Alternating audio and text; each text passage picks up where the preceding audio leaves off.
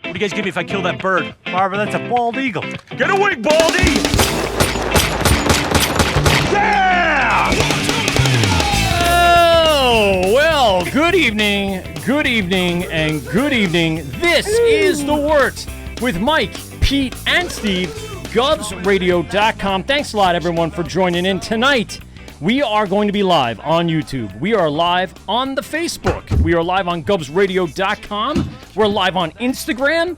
And we're live on a lot of other things later in the week when we finally get the podcast version. And then you pretend like it's live, okay? So you just pretend like, oh, yeah, look at them. They're live yet again. Thank you, everyone, for joining in. The Wort with Mike, Pete, and Steve, GovsRadio.com. We do have a very awesome brewery in the house tonight. We'll get to them in just a minute. But first, we must get to our sponsors.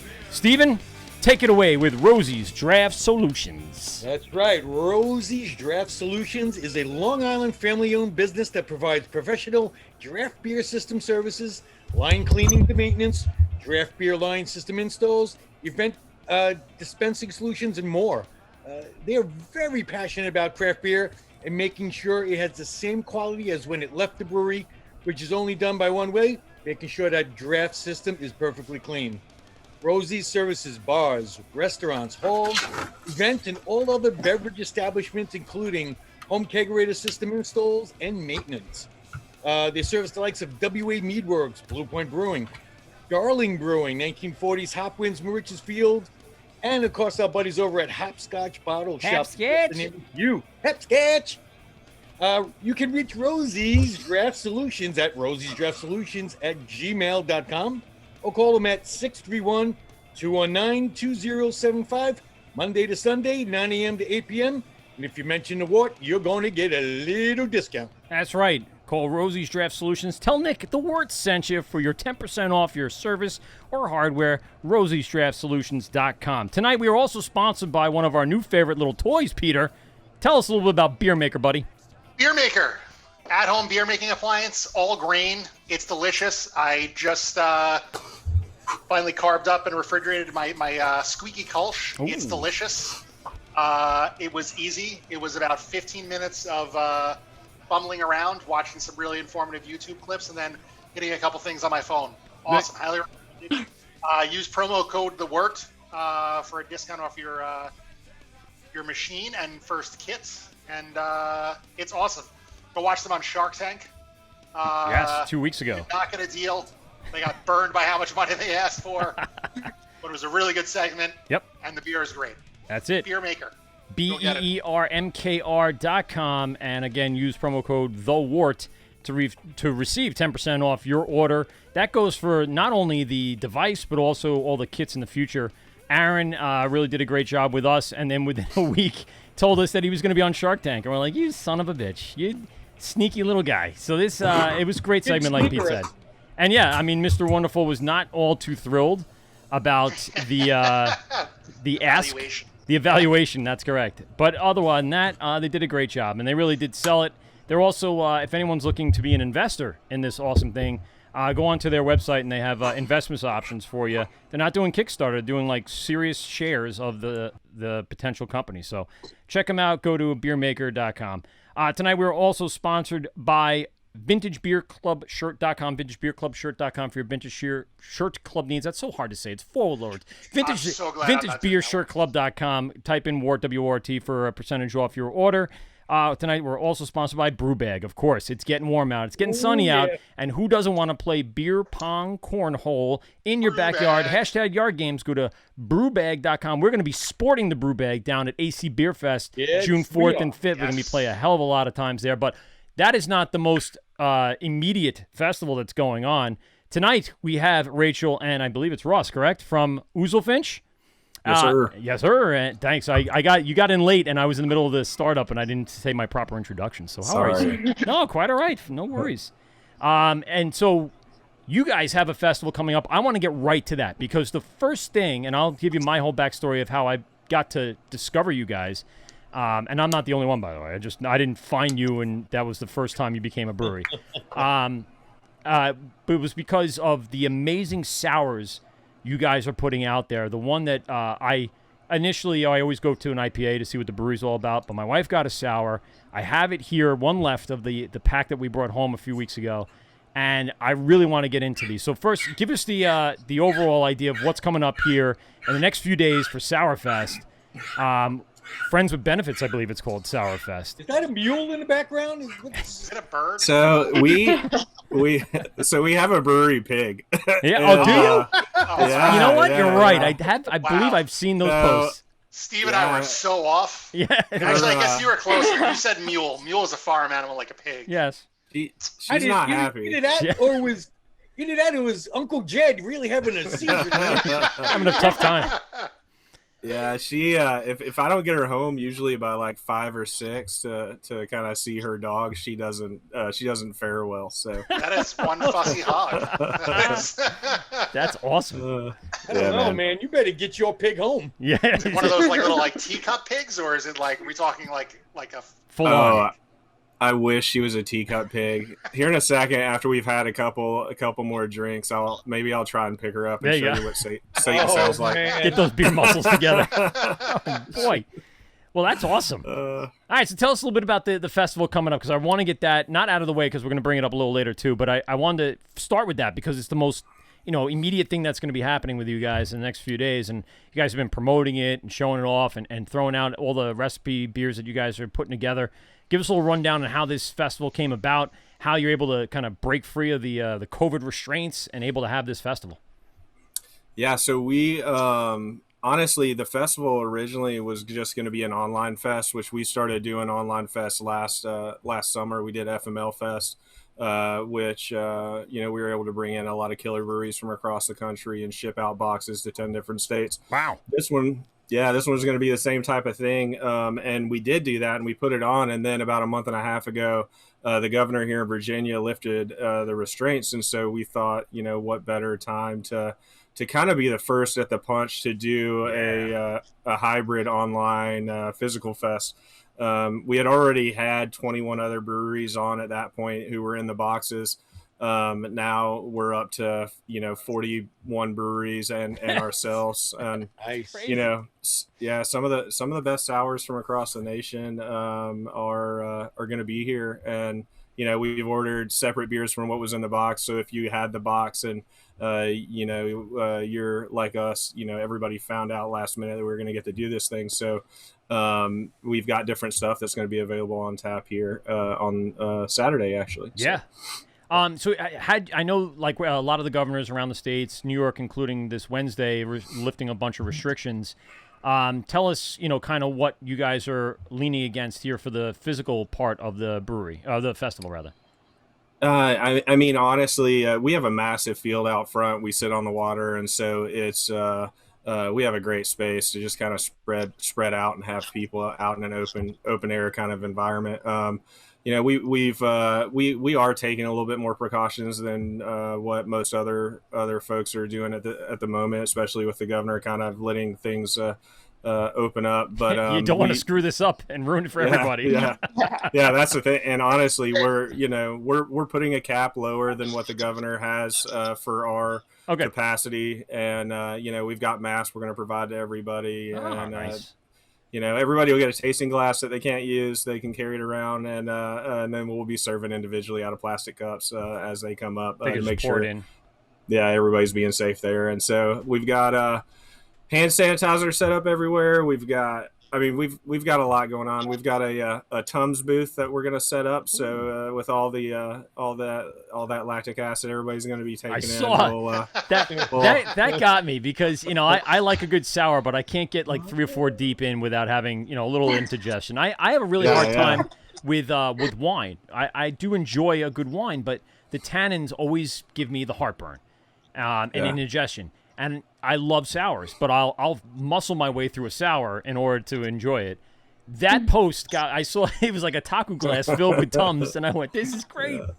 Yeah, hey, we had some people asking, or making comments online, and so the marketing manager was like, "We should really do this," and I said, "I agree." And so we actually, I bought the Tums today, and we were gonna get the little like chalky ones, but Tums has this new like Starburst kind of looking fruity candy one, and so we bought a ton of those. Yeah, individually wrapped like Starburst looking Tums, and so I'm actually excited to try them out. Yeah, pop them like Skittles. That's great. Yeah, man. Yeah. Well, listen, I mean, what goes better with a good sour than a nice little Right. Starburst of flavor? Exactly. That could be another beer coming up. Hey, flavored. hey. Oh, you got to run it through a Randall or something like that. A sour through a Randall of Tums. Of Tums. That's something Carton Brewing would do. We'll leave it to them. Would- Let them take care of Would that. be interesting. Augie. Yeah, exactly. So let's talk a little bit about the brewery because just to give people the picture, I know you mentioned you had this huge open space. So I'll give you my background and how I kind of stumbled upon you guys, and that's literally what had happened. We stumbled upon you. And then you can go ahead and fill in all the gaps. So I was down with my family in Virginia and Williamsburg doing the Williamsburg thing. And we decided one of the days of the 4 days we were down there, just take a little trip. We were going to probably try to head to Newport News. We didn't end up that far, obviously. So we got down to the shore. We saw some battleships. We saw some stuff in the harbor, some, I guess, military ships being worked on. And then we started making our way, a bunch of places and just like aimlessly going to places that would have water because we just wanted to go to a beach without going all the way down to Virginia Beach.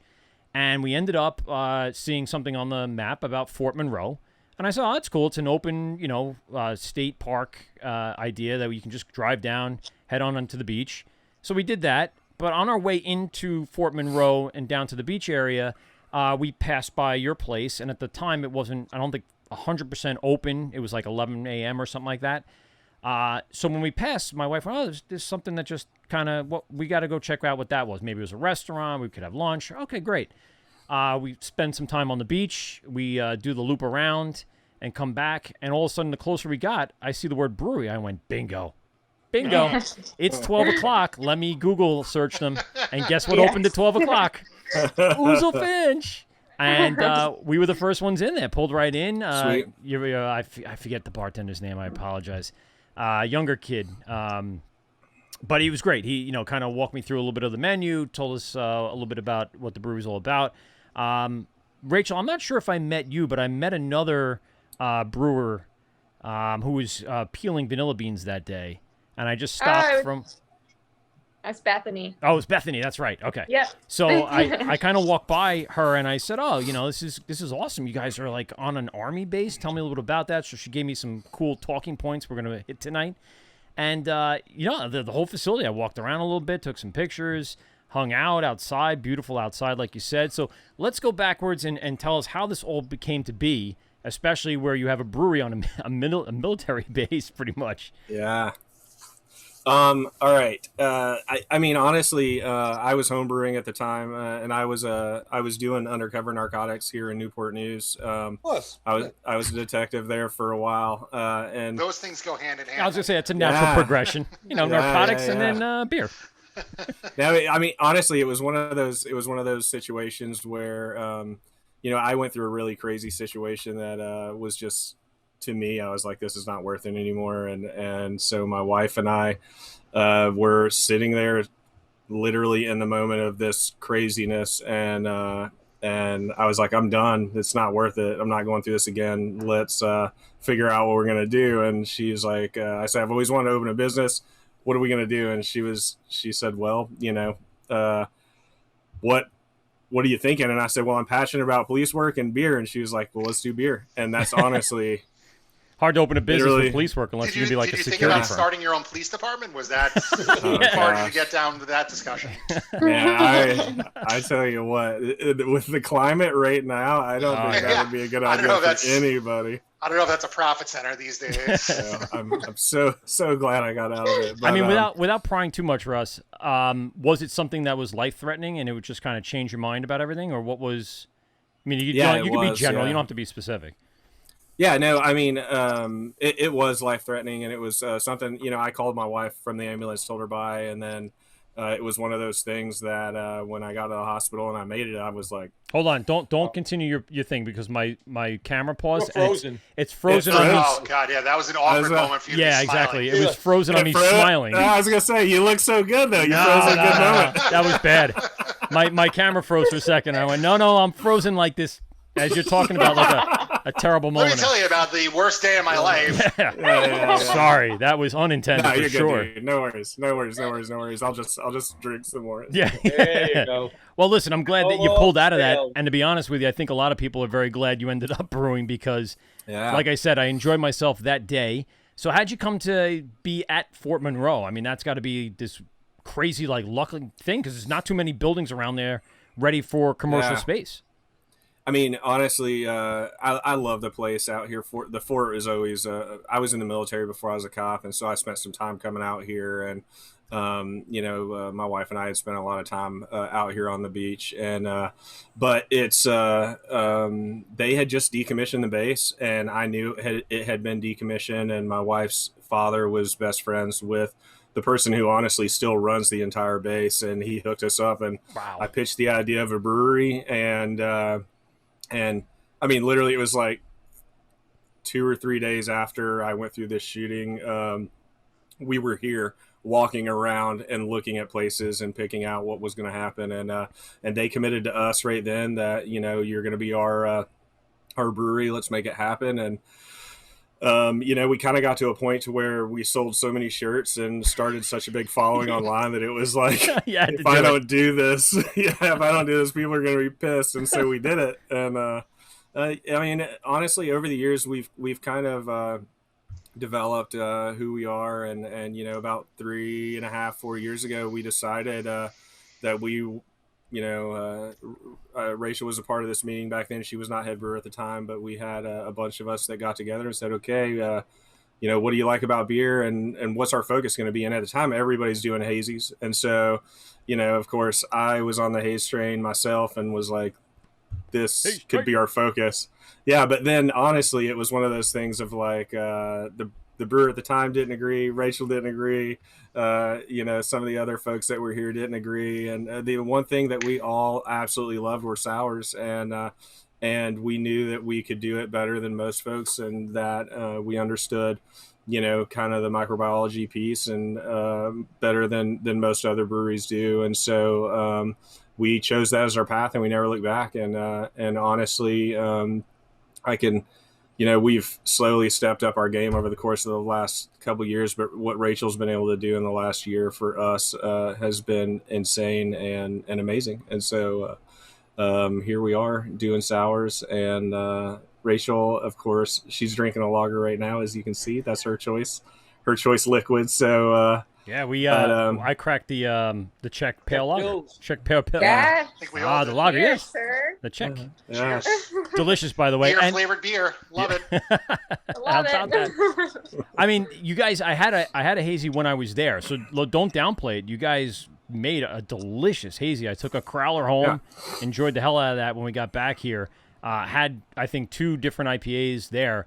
You can still knock those out of the park, but I think, like you said, you're going to be known for these sours, especially now heading up the Sourfest with all these breweries and getting your name on the map that way. Rachel, so you kind of stepped in here, as Russ was saying, and kind of took over the reins. What was the conscious effort here for the sour program? Oh, goodness. Honestly, the original head brewer had really started it. And I learned a lot of what I know now about brewing and about sour beers as a result of him and just studying under him for 1.5 or 2 years, I think it was. So he really started the barrel aged program, and then we, of course, do live sour beers. So unlike most other breweries who sour their beer, we don't kettle sour, so we don't kill off any of our bacteria. So it kind of gives a little bit more of a complexity to the beer, and we use PDO and lacto instead of just lacto. And just from the time that he left, we've kind of been developing flavors a lot more, and just kind of running with that, because we have a lot of the microbiology down as far as the bugs and critters that live in our beer. I want to get into those complex things, because that was the first thing that caught me. Was the sour that we got that day we went down was a chili, lime, guava. It was a really complex beer because it had still specks of the chili in there. It still had some natural ingredients, and that's really what did it. It really added that, flavor profile. It wasn't over sour. It wasn't hot and spicy. It wasn't super sweet. It was a great balance. So did the head brewer that was there prior, did he move on to another brewery, or was he someone that just kind of shied away from the brewery, or what happened there? Him and his wife had always dreamed about moving to the Midwest.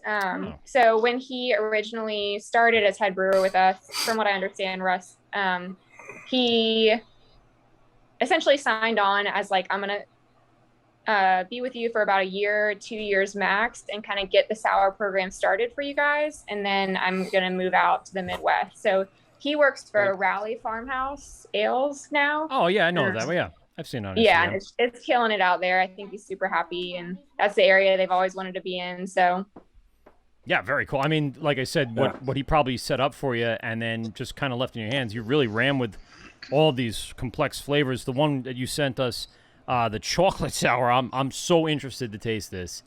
I gotta like clean my palate here, so I'm starting with the lager, and then I'll go a little more complex. The list of things in this, and then it's a sour and not like a stout where you can just throw everything in the kitchen sink in there, is going to be awesome. So I'm excited to try that. I want to really quickly go back on the brewery being at a site of a military base. What were the benefits that came with being on this base? From what I heard from Bethany there was some really like, wow, really? You don't have to do that? Give us a little explanation of some of the benefits that the base brings. I mean, honestly, it could be a good thing. It can be a bad thing. For us, I think the base is protected now. It's a national and state park. And so, nobody's ever going to come in here and put up a bunch of craziness. You'll never see this piece of land ever taken advantage of and left to kind of just go to rot. And so, driving on the base, Hampton Roads kind of has pockets of just whether it's very populated or, the neighborhoods are just so diverse. And when you come onto this base, it's almost like I grew up in East Tennessee, really small town. And so for me, it's just like that small town feel. Yeah. And it's a protected small town feel. Still very diverse on the base, but also just a small community of folks. And not only that, I mean, the history here, there's so much history. One of the first things Rachel did when she came on as she came in as a chemist or getting her chemistry degree in college. And I asked her to work the bar for a while to show me she wanted to be here, and she did. And then as things progressed, she went from doing that to being our lab tech, from being our lab tech to our assistant brewer, and from our assistant brewer to now our head brewer. And so one of the first really cool things that she did, she came in and we went over to the museum and we pulled out this Civil War era dining room Tiffany & Co. dinner chest that the general from the Civil War that was stationed here at Fort Monroe used to take on with him on the campaign trail. They'd been behind glass for, longer than I've been alive, ×2 probably, and maybe longer. So, but Rachel pulled it out and swabbed it and was able, I think she did 20 something swabs and pulled one swab that had viable yeast on it. Wow. And she was, so she cultured that up, and we have our own proprietary yeast strain that she cultured from a Civil War era artifact out of the museum here. And good Lord. I want to so- introduce you to one of our local brewers, Jamie at St. James. Jamie at St. James here on Long Island actually dives to shipwrecks and finds old bottles, and he cultivates yeast off this. I'll send you a link to the Oozlefinch Instagram to show you some of the stuff he's done. Same concept. That's amazing. It's equally as amazing to find. Descent, right? Yeah, deep ascent. But I say equally as amazing as finding a culture on a Civil War chest. Yeah, It's yeah. crazy. Yeah. I mean, that takes a lot of biology. Rachel, give us your thinks background. to You do said that? right. How'd you even know where to find the yeast? Where's it hiding? Where are you? Is it on someone's chewed gum that they put under the desk? Yeah, it's everywhere. That's the cool thing about it. And when I joined on, like Russ said, I was bartending part-time and also getting through school, and then learning a little bit about the microbiology behind it, because I studied chemistry in college. And with my chemistry major at my school, I wasn't required to take any biology classes, so I really didn't have a good understanding of that side of the science behind beer. But as I went through my senior year, I started studying it more. And when I graduated and started full time with Oozlefinch, I was like, I really want to do this. I know, well, there's probably like a 75% chance we'll be able to find something that was either dormant and we can revive back to life, or something that's just kind of been living there for that long. So That's crazy. I was very lucky. They were always very open to giving me Yeah. the things I needed to do my projects. So What else are they going to let you have? Here's a Civil War musket. We got to find some. I mean, that would be great. I'm going to take a trip to the museum and find some yeast for our next brew. That's awesome. Yeah, it was fun, man. They honestly, at the beginning, I didn't think they were going to let us do it. I'd been talking about trying to do something like that for a while, and then the curator called me and was like, "Hey, you still want to do it?" And I'm like, "Of course we want to do it." And Rachel was brand new to the lab, and she was up for the challenge, man. And I know she plated every one of the things that she pulled off that chest, and mostly mold, Ray, and mold. Yeah, and, it's just mostly useless. We got one strain back that I wasn't sure what it was at first. We use an auger that's differential, so it'll show you different types of growth on the plate for different bacteria strains or wild yeast strains. But only one really popped up that was yeast.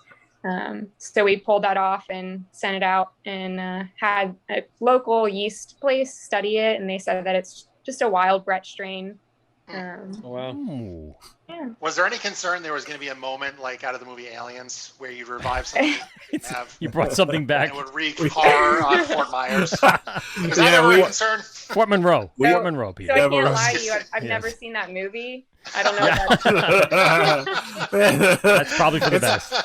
It's a running joke in the brewery that Rachel hasn't seen most of the movies that we've seen, because she's like 25, and we're all okay. some of us are a little older than that. So Yeah, but I mean, she's been too busy hitting the books. She's done exactly what I would want my daughter to do. Yeah, clearly. And that is 100%. The only thing I'd have an issue with right God, off what the an bat. awesome job though to have at 25, being Right? fucking head brewer. That's she was head brewer at It has you were its head ups and brewer at downs. 23, I think. Jesus. Wow. So, I mean, Much cooler initially, than I- as a parent, I'd go, that's what you want to do with the $100,000 debt you have for college? Is that know. really going to pay the bills, or? I know how it's a- cool brewing is, Yeah. but swabbing Civil War plates and shit, I find that even more interesting. Hell yeah. I think as a parent, I'd have to really sit down for the discussion of what exactly are your intentions on where you're going with this. But you know what? well, You obviously Rachel's have proven yourself at this point. I mean, that's ridiculous. That's a story to tell.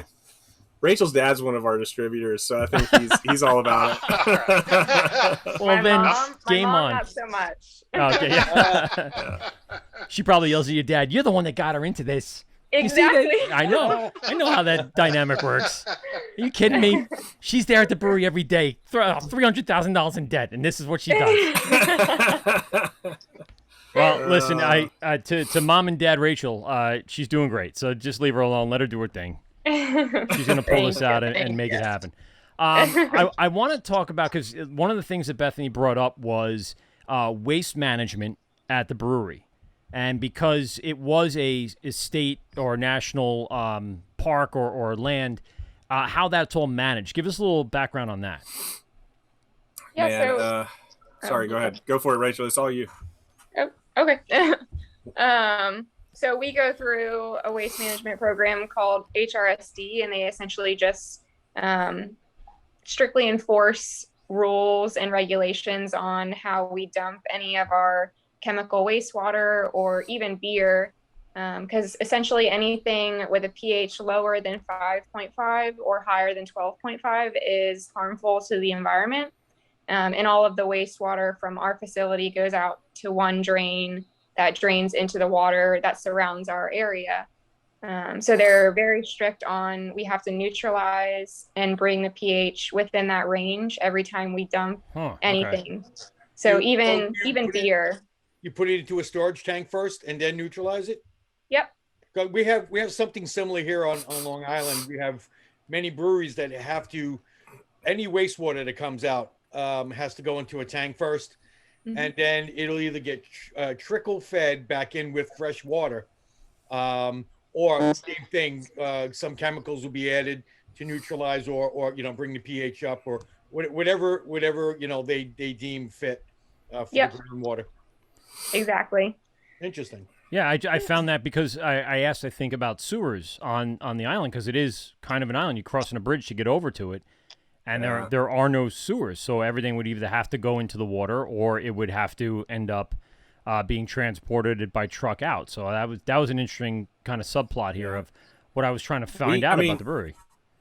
Yeah, we do have a sewer, and I say this cautiously. The sewer system here was, it was put in place when, it was copper or I don't even know what it was that they put in all the pipes back then. But literally, excuse me, I live here on the fort as well, and so we'll turn our water on at home, and you got to let it run for a little bit, otherwise you get a little brown coming out of the water. And so it really is a sensitive thing here on the base, just because it's now protected. There's no really revitalizing those things without a major cost involved, and so they are maintaining it as well as they can. And so for us to take a 70-year-old system and throw really low or high pH liquid through there, it's going to do a lot more damage than what you're going to see out in town. And so but yeah, they're strict on overall in Hampton Roads period, because everything is historic out here. But here on this base, the base is a 300-year-old fort that has more history than a ton of history. So have you seen ghosts? Yeah. Funny story. What'd you yes. say? Wait, what'd you say, Steve? I didn't catch this question. I said, have you seen any ghosts? Yeah, I'm assuming there'd have to be some sort of paranormal activity there. I watched a horror movie the other night. Can we skip this subject? No, Pete, deal with it. You're a man, Pete. Hey, not when I'm watching horror movies. I know. No, I'm I'm an 8-year-old child. I'm very fragile. Thank you. We did have ghost hunters come out here about 2 years ago. Get out of here! And, Wow. Yeah, no, they walked the brewery. They did my house too, and they found like 3. Apparently, there's 3 ghosts that live in the brewery, and so we're. What are their names? What did they tell you their names? Mole, Larry, and Curly. Yeah. Norm Not being from Bob, Cheers. Joe, and Fred. Yeah, I think all the guys that were a part of it there, I think there were probably 4 or 5 guys and 1 or 2 girls that were a part of this team, and they were awesome, and they were coming up with all this really cool stuff. Then they brought in a medium, and the medium was like, saying stuff like, well, I think his name's John, and his name's Luke, and his name is Peter. And so, it is, we go with it. And we have had situations here, we've got it on video where 2 things on video. One, where something slapped the lights that were hanging on the ceiling here. And there's nothing, it was slapped so hard, there's no way anything else could have done it. And all the people were on camera at the time. So we've got that on video. It's pretty creepy. And then our yeah, our, I'd be gone. That's it. I slapped the fucking for sale sign on the business so quick.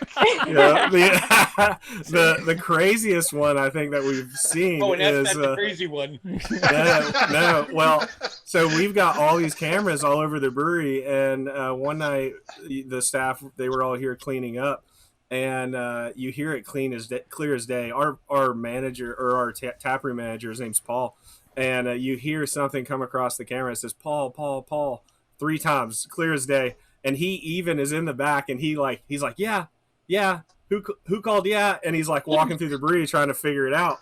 And we thought it was one of the workers messing with him. We went back and watched the camera, and you can hear it on all the cameras. There were 2 people sitting inside. We were closing at the time, so we had 2 people sitting inside.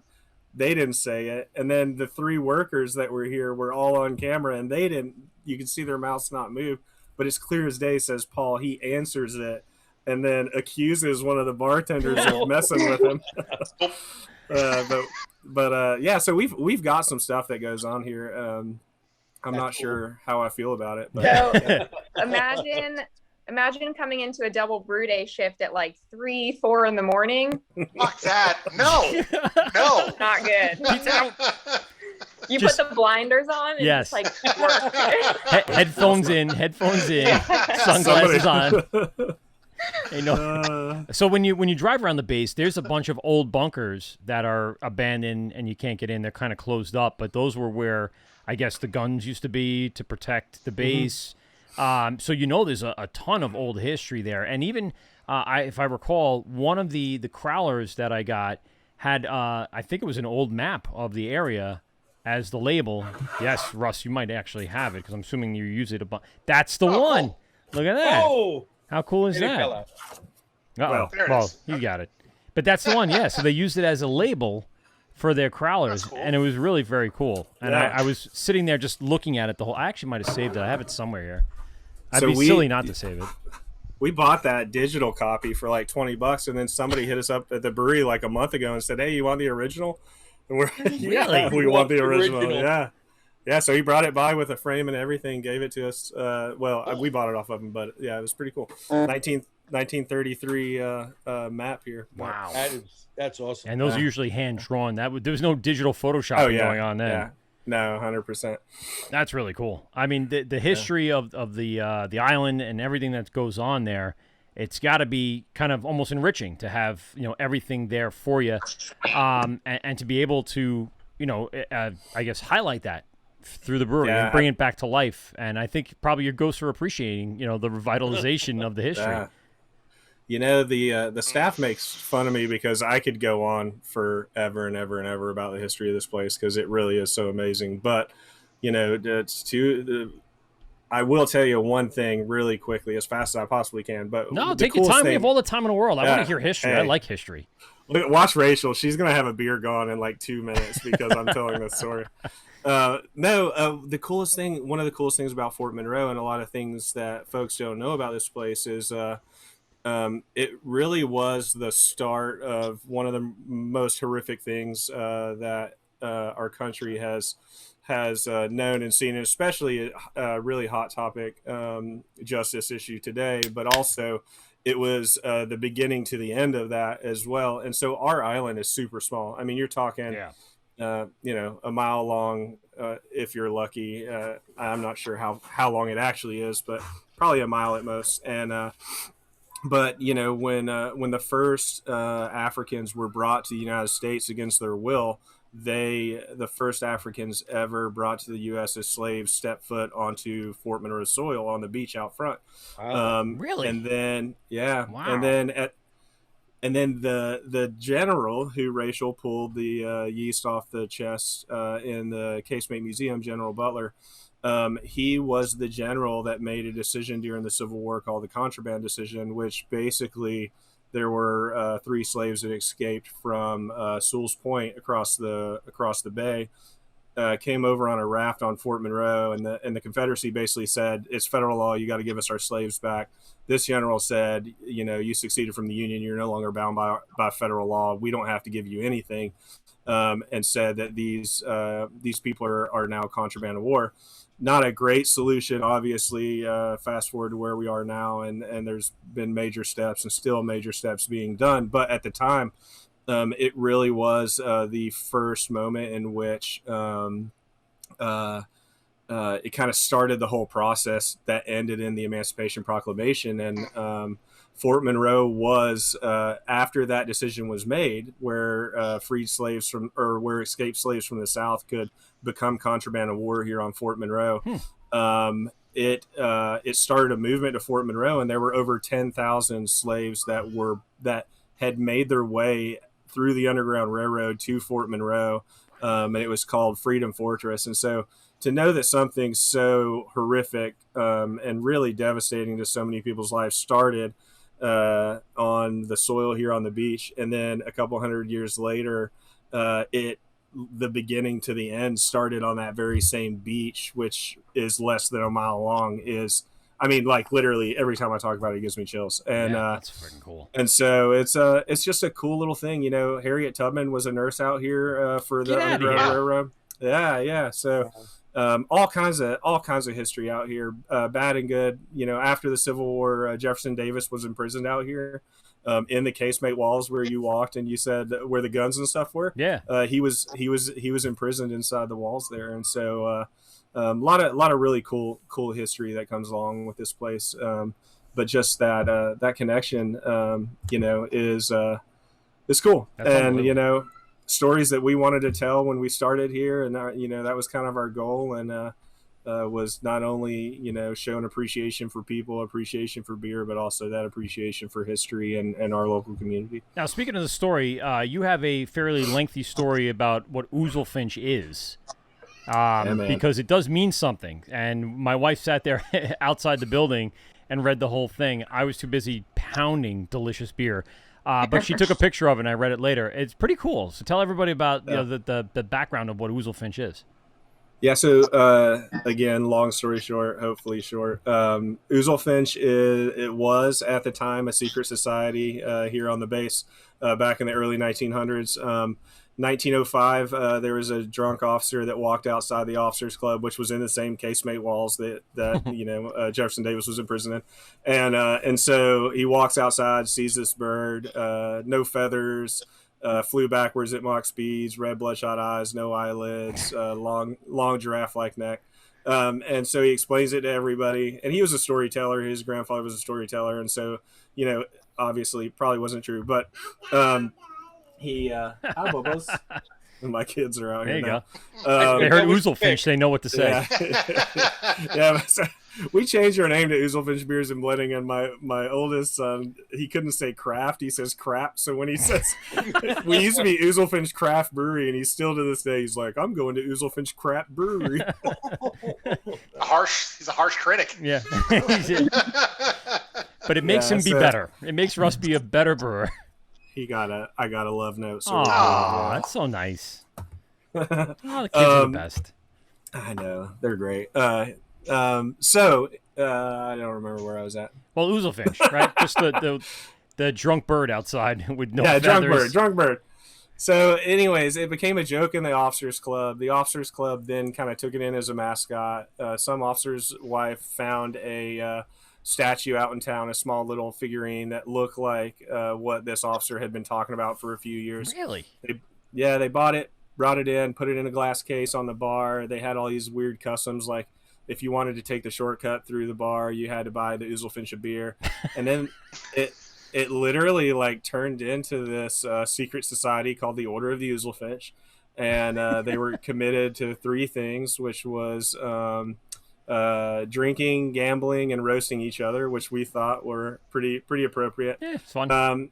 And then they had their own coat of arms and everything. On the bottom of the coat of arms in Latin, it means what the hell do we care?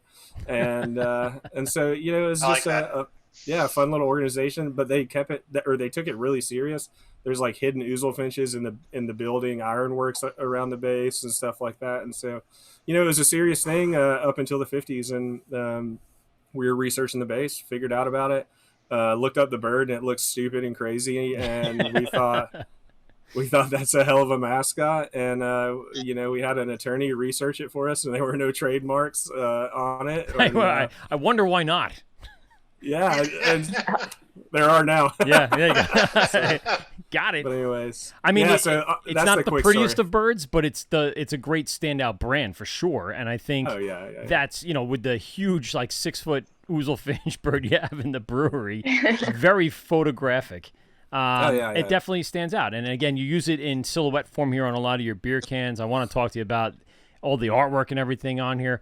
But Steve, before we get a little more tipsy, because I'm cranking into this hazy, and it's delicious, but I want to get you your very well dues with your questions, because we have a brand new jingle for Steve's 3 questions, and it's the grand debut, we'll call it. All right, so here it is.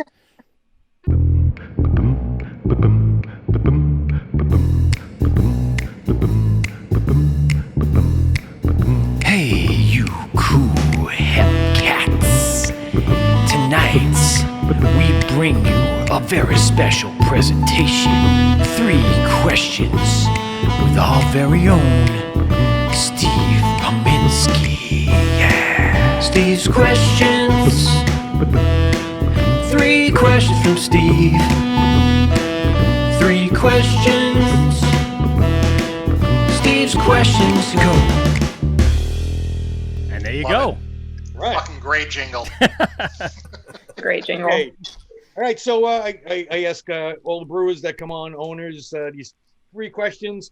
I used to give them all 3 at once, and with all the drinking going on, you usually forget the first, second, and third, and Forget them all. So the first question, and Rachel won't understand this, but what is your quest?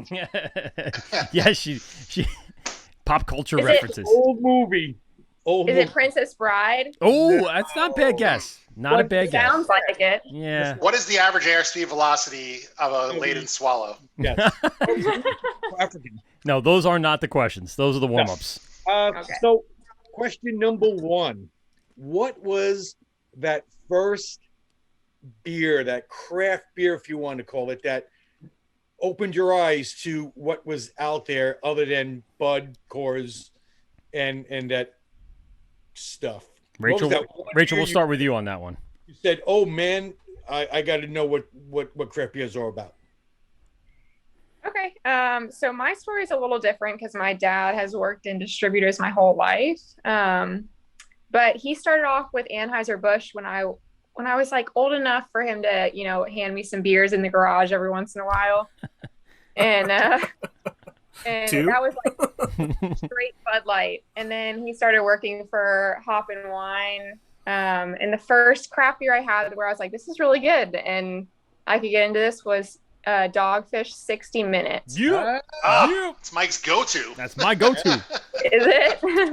Let's see. What do I have here? I don't know. I have so many Dogfish things. Oh, it's over on the wall. It's on pins. I can't do it. Sorry. Yes, I love me some Dogfish.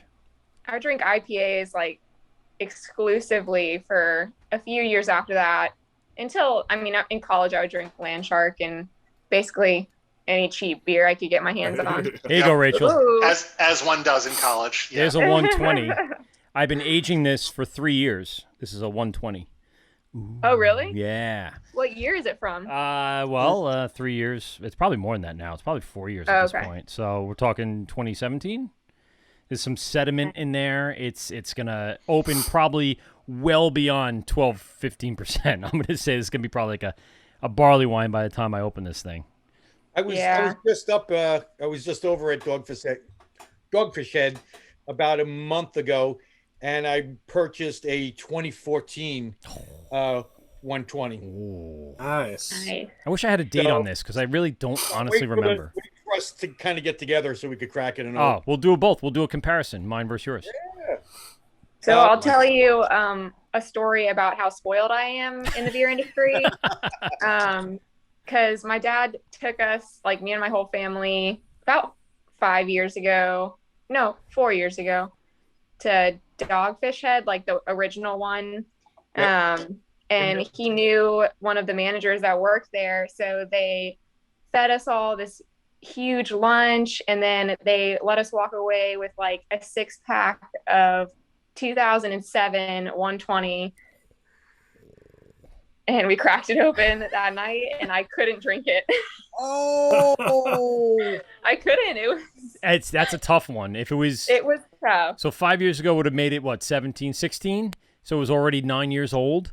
That's tough. That I mean, Yeah. even I will have to have like a little sipper of that. It's not something you can really drink. Like Yeah, I for sure wouldn't have. No. oh, but it's one of those things where you do it for the nostalgia, not so much for the exactly. drinkability at that point. Yes, 100%. Ah, that's got to be never great would've though to opened have it. a father though as a distributor that kind of has the connections. You can kind of get in wherever the distribution goes and get that behind the scenes. That's awesome. I was thinking you were gonna say like I had dinner over at Sam's house. Like Oh no. yeah, just No, sat not down with the that. whole couch, own family, and just drank and had shot the shit. Yeah, we actually brewed like a small batch of beer in his garage. It was all good. Yeah. That's pretty cool though. Either way, I mean, heck we yeah. didn't really get the backstage view, but yeah, I mean, it's a very open brewery too, so it's a very cool place. Love that place. Yeah. Russ, how about you? I have a couple different answers, I think, because they all kind of like just blend together back during that whole time. But Dogfish Head was one of my good favorites, and I brewed my first all grain recipe in the Dogfish Head pub parking lot with one of their brewers. Really? And so, yeah, Get outta here. Dude, I couldn't sleep, and I was on the internet at like 2 a.m. and I got this Mr. Beer kit, and I'm like, you know what? I don't want it. Yeah, so I did my Mr. Beer kit, and it tastes like garbage, and I'm like, I want to make real beer, so like let's see what to do. And I got on. I mean, Dogfish at the time was like major, and so I got on their website and just looking at some beers, and then it was like they literally had posted it probably right before I got on there, and it said first 10 people to sign up, and I signed me and my brother-in-law up. Boom. And we got on, and so that was where I learned how to brew all grain recipe there.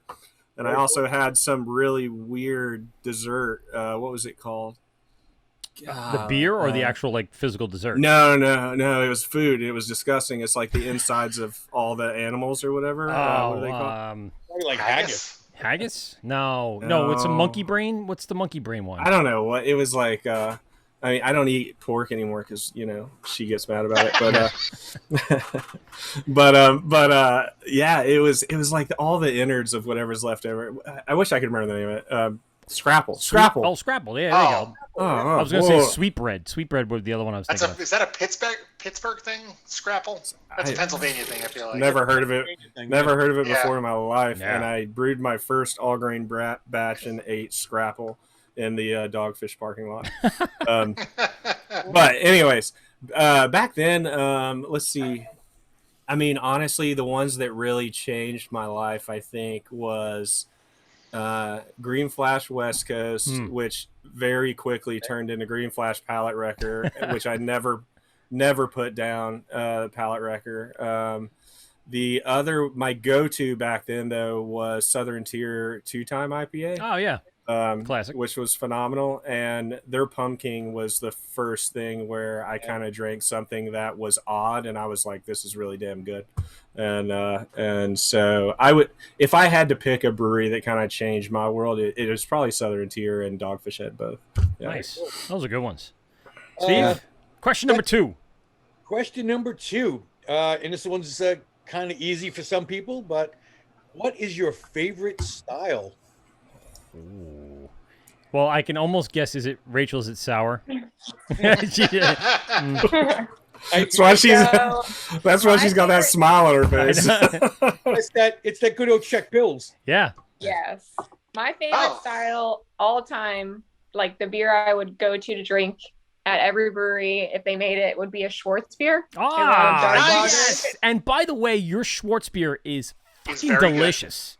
Thank you. Delicious. That was one That of is the an ones I brought home. underrepresented style. Hell yeah, and we Yes. love our dark lagers. Love our dark Yeah. lagers. And that was the Got first it. thing I saw on there. I went, that's coming home with me. Pete will appreciate it. Steve will appreciate it because we don't get it as much here. We only have like 1 or 2 breweries around here that kind of make it on the regular, and they're Yeah. good, but you don't get that, variant of what other places can make. Delicious. Excellent beer, by the Thank way. you. Thank Love you. it. God, what? Yeah. Yeah, I love Fuck yeah, those, Spitz and beer. then Pete wants it And right you're now. You guys are all her. You guys are all her new favorite people. Oh, dude, the Schwartz, we love it. I think love a Schwartz. I might actually have the picture of it somewhere on our Instagram feed. If you go into our That's awesome. beers, it's definitely in there because I definitely posted that one because it was. I even sent it to these guys. Like, did you guys crack open those Schwartz beers yet? Because they were delicious. It was good. Yeah, thank you. but it's a great style to like. I agree with you 100%. Russ, what about you? Good Lord. So I'm the reason that we do a lot of the weird, crazy, heavily fruited kind of things. And so honestly, I mean, it sounds kind of fanboy and whatever, but I really honestly love some heavily fruited like pastry sours. And so Ooh. that's my thing right now. I've been on the kick for, a year or two now. So I think So you don't like 450 North at all? so you want to hear a cool story? Wait. Does this end with any of those beers exploding at your brewery? God, took the words right I out of hope not. I hope not. Because that is a tough style to keep in those cans in shipment. That's for sure. Yeah, so my wife just opened her own distributorship literally a couple weeks ago, and so she brought in 450 North, and so we I can't say we, it's her thing 100% because Virginia does not allow breweries and distributors to mix, but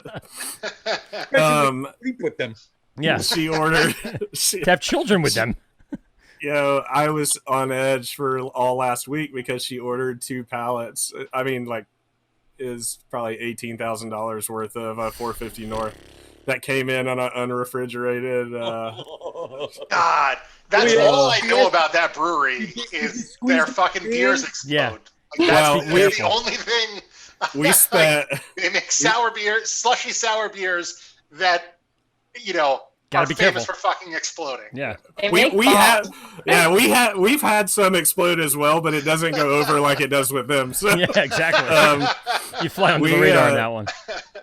but honestly, we paid extra money to get them to drive it overnight here, and they all arrived completely not even swollen. So I'm like, whoo, Put it they're right in the cooler. walk-in. Right in the walk-in. Get it in there. They're in the walk-in. We're about to bring some 450 North to Virginia for the first time. So, That's awesome.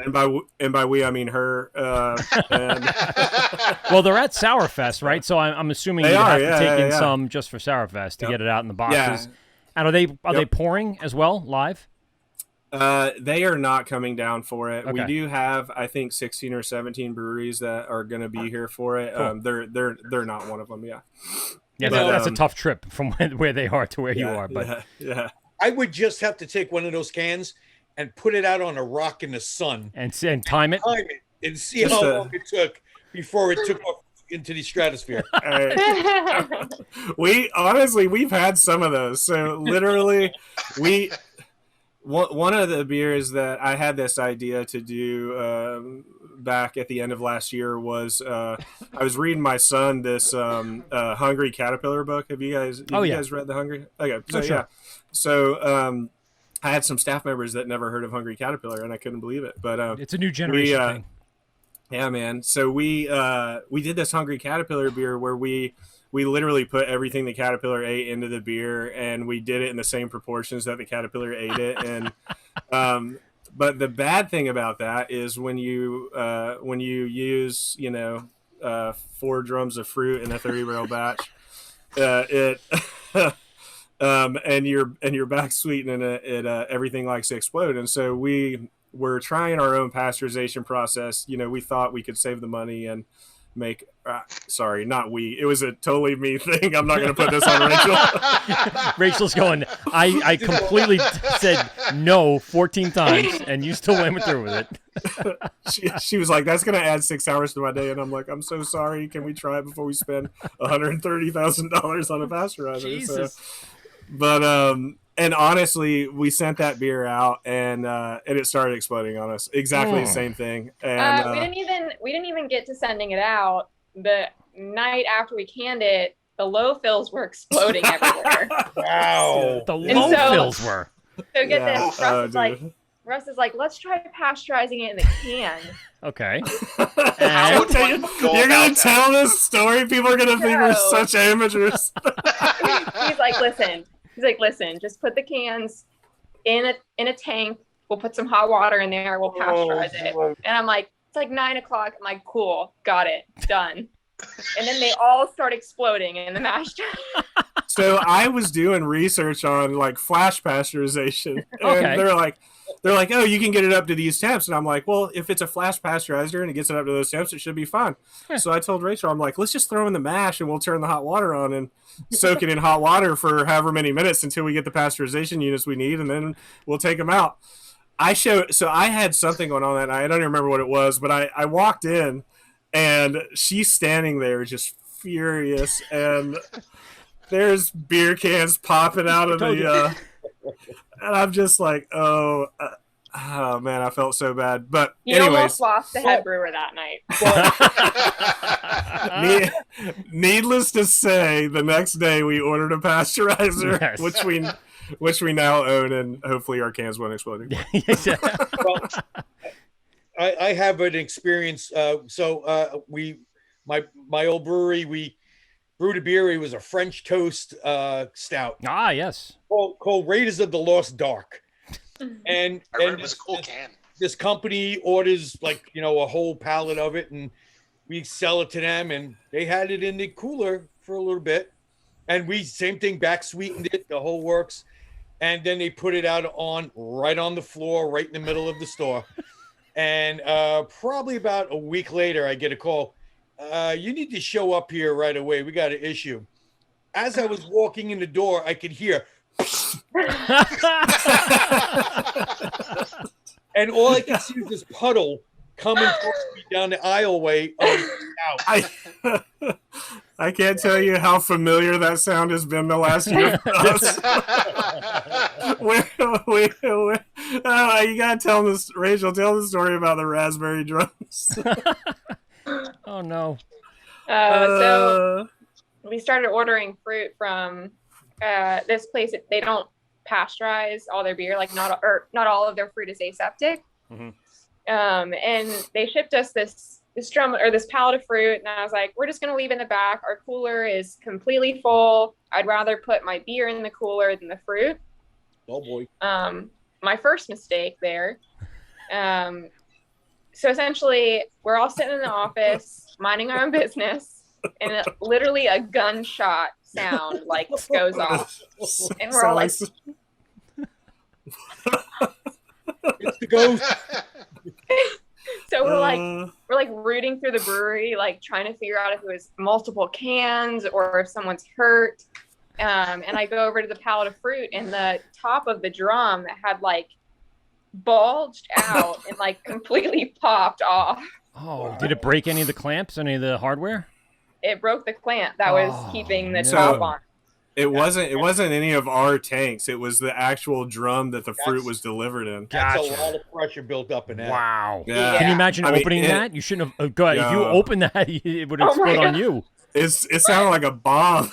Oh my god. And I told them, I said, drag those things. We got to get them in the cooler to cool the other two off before they explode.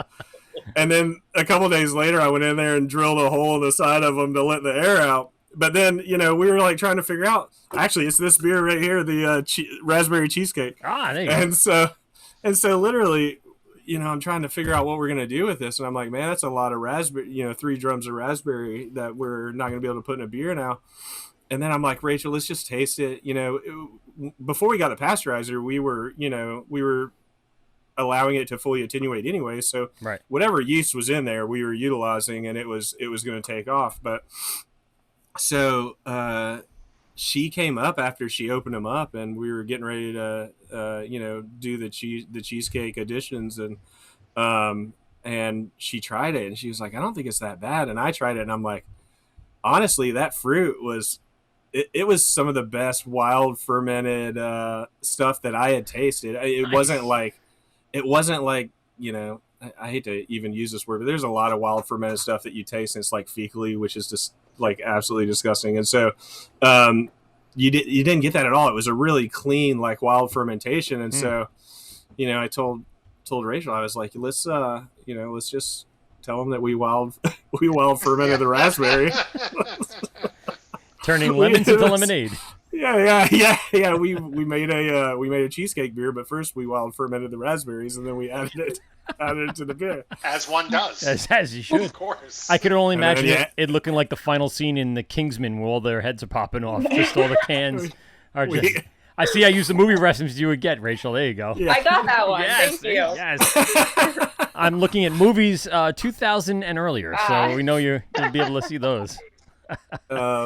No, it was funny that it was one of the first beers we put through the pasteurizer, so we knew it wasn't going to ferment out any more than it already had. And then we joked about it. I was like, I could put an extra $2 price point because this is really good wild beer. but of course we didn't do that. But it was interesting. We've had a lot of beers pop in the last year, and so it's and a lot of that's on me, and not her to do, but it was me trying to experiment with how far we could push the boundaries before we absolutely had to just spend the money to get the pasteurizer. So you're giving Rachel a heart attack at such an early age. Yeah. You have no idea. A lot of gray hairs. Like gray hair so early. Stevie, you got a question number 3 lined up there? Question number 3. Ooh. You go out somewhere. What would be your go-to beer? Not one of the ones that you brew. But what would be that go-to beer you would be looking for? You're like, yeah, I want to have that right now. All right. Well, I think I kind of said what mine would be earlier. 60 minute all day. Yeah? I don't know. No. Mine would be a Schwartz beer. The Schwartz beer. Okay. Is that what you're asking me, or are you saying like something that's going to be readily available? Yeah, readily available. Like you go to a restaurant and Gotcha. Yeah, I mean it's that go-to, and not obviously a lot of us do go to I go to a lot of restaurants that have craft beer, so I know what I'm looking for. Yeah. But things that stand out, I guess. So you guys are going to be a little ashamed. I honestly have to say I would order like a Modelo, a Special. All right. No, not bad. I could just easy. Listen, to make you feel better, I actually served Corona Light this weekend, so don't feel so bad. A good Mexican lager here and there is a good time in the warm weather. Yes. Steve, which one is that? Did I give you? There it is. Oh, is it Netfinch? Yep. Yes. Is it the mulberry? Yes. That's Is that one. Is that the sour? It's not a sour. It's a cream. Oh, the cream, right? Okay, good. I know. I was trying to portion them out equally, and I took an extra hazy. I want to get into these brewery styles. First, Russ, what's your go-to at this point? Man. So, funny thing, and I was telling Rachel this probably Friday, I think we were talking, but I'm not a lager person, never have really been, and then we had people coming into the brewery asking if we made real beer, and Rachel was wanting to make a lager, so we made a series of lagers called Real Beer, and it was kind of a joke. But honestly, that's what I've been drinking a lot of, and she makes fun of me for it because she's been wanting to make them for a long time. I haven't really pulled the trigger or allowed her to pull the trigger on that, and now she's doing it, and I'm literally that's all I drink at the house Real now beer. is her lagers. So, but I would say my go-to recently, I don't go out often, especially during COVID, but I can tell you the beer other than ours that I've drank the most is kind of along the same lines of what Rachel was drinking, but I started drinking PBR a lot in the last year. And honest, I don't know what it is, but I just I never liked it before, and I like it now. Silver medal winning beer. Yeah, it's one of those. It's a brewer's beer. We'll say it that way because a lot of people. I I get the high ABV PBR though. I don't get Don't that. mess around with that 4.9. that lazy PBR. Don't they make a PBR coffee now? Really? I think Yeah. so. Oh, I've not I seen think that. they do. I Oh think they boy. do. Oh boy. I've tried it. Yeah. I don't like coffee. It was good. It That's awesome. tastes like fucking chocolate milk. Ah, sounds delicious. Oh, that's right. Yes. Speaking of Mike chocolate had, milk. Some guys had. Oh yeah, insisted- Mike has it. All right, so I'll take a trip over there. See if I can pick that up and give it a little whirl. He's like, this is what you pour. When you're at soccer practice at like 9 o'clock in the morning. You have your Dunkin' Donut chocolate glazed donut, exactly. and then you have your Right. PBR coffee. Yes. Rachel, I want to get into these styles. We'll start off what Russ was talking about with the lager. So we have the Czech Pale Lager. Give us a little breakdown of this. Give us a little bit of the not all the secrets, but a little bit of I'm gonna go get a the beer. grain. I'll be right back. Okay, yeah. There you go. The grain profile, the hops, what goes into this to make it so crisp and clean and delicious.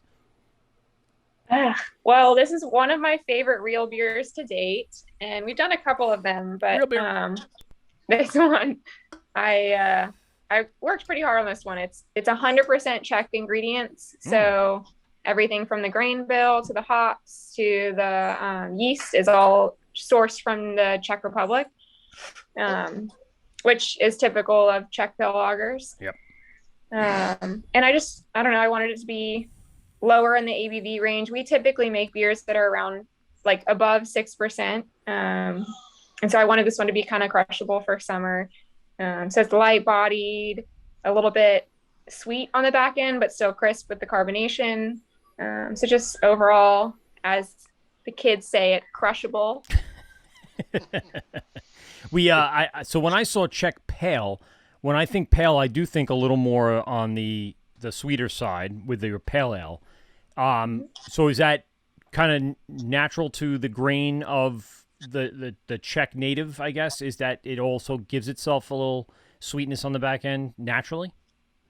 Yeah, so a lot of those like Pilsner grains are highly fermentable. They have like a high diastatic power, which makes them pretty easy for the yeast to kind of chew on, but they have a residual sweetness still that keeps them from being fully attenuated to like a really dry kind of state. Okay. So it's pretty common. The Czech pale lager differentiates itself from some of the other Czech beers just in reference because there's like a SRM color scale and it'll go to a darker lager from the Czech Republic, and you're just introducing some darker malts to give it a little bit more sweetness and character there. Yeah, it poured very clean, so I mean those probably balanced out. Flavor stayed, color kind of left.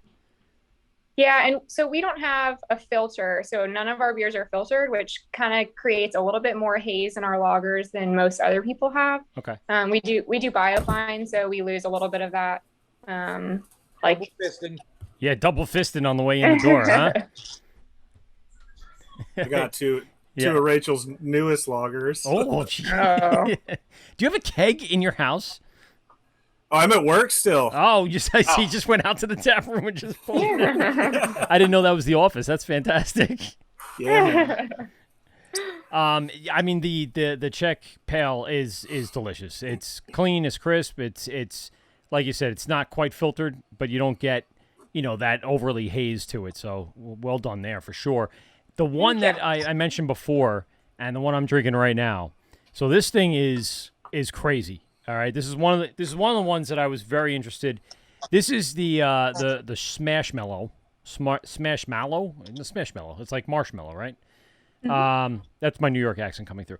Hazy IPA with mango, chocolate, liquid coconut, marshmallow, vanilla, and lactose. Break that down besides what I just gave you, because there's something going on here that's just ridiculous.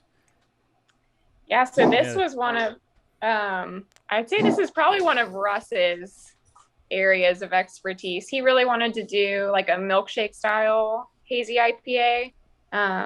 So kind of keep the hop profile, but accentuate it with fruits and sweeten it up with marshmallows, and just make it this like fruit bomb of a hazy IPA. So I don't know if he wants to talk a little bit more about, how he came up with that one. The ridiculousness.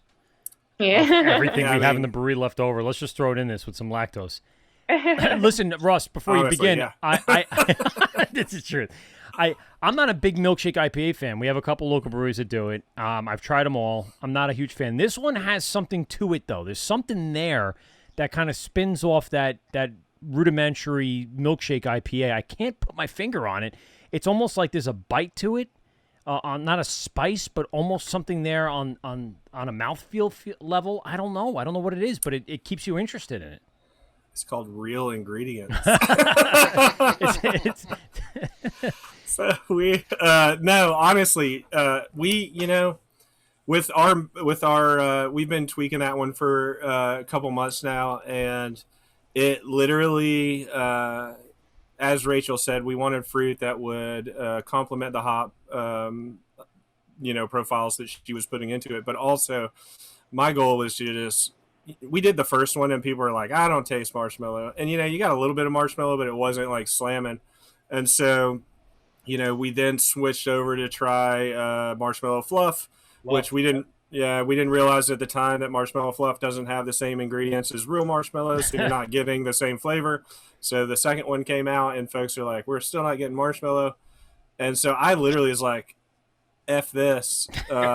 And I drive like this little Subaru, what's it called, Crosstrek, and I drove to Virginia Beach and all the way back and bought as many marshmallows as I could at every store, and I think we ended up with a little over, what was it, Ray, like 300-400 pounds of marshmallows. Oh my god! And well, we put in 600 pounds now, so yeah. Well, Yeah. where does it go in? Hot side, cold side? It goes in on the hot. Well, so basically, we've kind of we have the pasteurizer now, so the pasteurizer we don't have to worry about. But beforehand, that was the first. I think that's the first Smashmallow we've pasteurized is the one you have there. But before that, we were taking it back to the kettle, heating it up to 160. So the alcohol didn't boil away, but we could hold it at 160 for so long, you'd get the pasteurization units that you needed, and then you theoretically could push it back into the tank. And shit shouldn't explode because it has all the pasteurization units that you need. Well, that wasn't the case. Honestly, because of the amount of crap we've put in that, or I've had Rachel put in that, we've had a lot of them explode until we got a pasteurizer. But what we learned is through that process is that you can kind of modify it a little bit more for our ingredients. And so that's one of the few beers where we're kind of testing heating the fruit as well as heating the marshmallows at the same time. And so instead of doing our additions into the tank, and a lot of people do additions into the tank with most of their ingredients, we're taking it from the tank post-fermentation back into the kettle. We're heating it up and adding our marshmallow and fruit, allowing the fruit to heat as well as the marshmallows to melt into solution, and then we're pushing it through the pasteurizer from there. And so that's one of the reasons we're able to cram so much marshmallow into that. The mouthfeel you're getting is partly the massive amount of fruit that we put in there, but it's also paired with the massive amount of marshmallow. And I mean, that beer is stupid when it comes to head retention and all that, because that marshmallow will literally hold everything together, and it's a beast on our pasteurizer. But have you had any issues with the gelatin in that's it's one of the ingredients of marshmallow is gelatin. Have you had any issues with that? No, not really. Honestly, I think we did a Peeps Smashmallow for Easter, and we used we used 42,000 blue Peeps, or 32,000 blue Peeps, or something like that. It equaled 4.5 blue Peeps per can. And Jesus. the one thing I will tell you, that's crazy. Yeah. I like watching Rachel's reactions to these things. She's just like, you know why? What this guy puts me through. This is our daily conversation. Is at heart, Rachel is a traditional brewer, and then there's like, I'm that really devil. not though. You say that. I just don't want to throw 42,000 peeps in a beer. Like, you're It's saying one I'm or a the other. traditional brewer, but that's not. There's no there's a gap no there. gray area in the middle. Right. It is Well, yeah, fucking I'm that. peeps, 5 peeps in a can, or Reinheitsgebot. Wait, There's no- I want to get to the bottom of Right. this. Rachel, do you have to unpack each one of those 3 packs of peeps? Don't ask her that. Don't ask her that. Yeah, that's what I thought. Steve has a similar thing. This is a sore subject. Oh God. Steve has a very similar story where he was using Snickers in his beer for yada yada yada, and had to unpackage all of the Snickers. How many There was a pounds reason did you were buying like the fun I was size buying, ones, wasn't there? the little mini size ones that you get like During right Halloween? around Halloween Yeah. time. Oh, They would go on sale, and we would buy all the. But you have to unwrap every single one of them, and then chop them up. And I have a story for you on that note. Oh, Our no. brewer, so the first, like, one of the first really crazy stouts we did a couple years ago, right before the other brewer left and Rachel took over, was a really cool idea, but it was like all these, what was it, Ray? Like butterscotch candies or whatever. Worth is and- original. Yeah, so he ordered 300 pounds of what was supposed to be unwrapped little candies. Oh, And no. Whoops. they showed up wrapped, and to the point to where I started doing them, and I was sitting on the floor back here with a pair of scissors and a bucket, and I'd cut Yep. the top off, make a trash pile, pop it into the bucket, cut the top off, pop it to the. I honestly, I was so mad by the end of this that, and I was only through the first box, and we had 4 boxes, and then I hit Rachel up, and she was like, okay, I'm coming over. And then our taster manager, Paul, they all came over. So it was me, Rachel, my wife, and Paul sitting in my living room with freaking brewery buckets. Bring it home and watch And- TV. No, we took it home and we turned the TV on and we're all sitting there cutting these things. Well, I'd been doing it for a day and a half, and Rachel showed up to help with the last 2 boxes of it. Her and Paul did. And so they're trying to make light of a really bad situation. I was not a happy camper at that point. And so, How'd your fingers feel after all that? oh God. So they literally were flicking them at me at the house. And I've never been so mad in my life. And I was like, listen, if I find one of these later in my house, I'm going to be so upset. We called the beer individually wrapped, which was Just very appropriate. That's great. But anyways, fast forward, I was cleaning under our couch like 6 months later, and there was a little candy Rachel had flicked at me. And I'm like, ah. You know, But what? anyways, You probably should have framed we're- it and put it in there with the label. Put it in like a shadow box. Yeah. hardcore, worst experience ever. But I do feel bad about the marshmallow thing because she does. She sits there and cuts the top off every single bag and gets them ready and dumps them all by hand. And, I hope you buy her like a full Dickies jumpsuit so she can get through her brew day. Because it sounds like she's just getting bombarded with random explosions of raspberries and marshmallows. I usually come out a complete mess. Like, there is fruit and sugary substances all over me. Hairnet all day. You're gonna like a cafeteria lady because there's no way you want any of that nonsense getting even in your shirt or even in your hair. Oh, I can't imagine. I'd need a full hazmat suit to kind of do that. Full hazmat. I have many pictures of Rachel covered in ingredients where she's looking at me like, if you take that picture, I'm gonna kill you. So those they never make it to Instagram, but we've got them. Rachel, what beers don't make such a mess? The lager. Yeah, the lager. and that's why she loves them so much. I don't blame you one I bit. love the barrel aged beers. Even if they are messy, they are beautiful. So I love putting fruit in barrel aged beers. But mostly.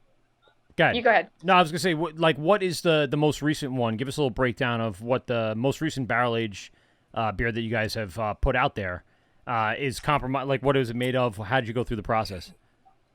Yeah, so the most recent one that we've packaged, we named it Difficult Correspondence, and it's a blend of Imperial Saison base and Virginia wine barrels.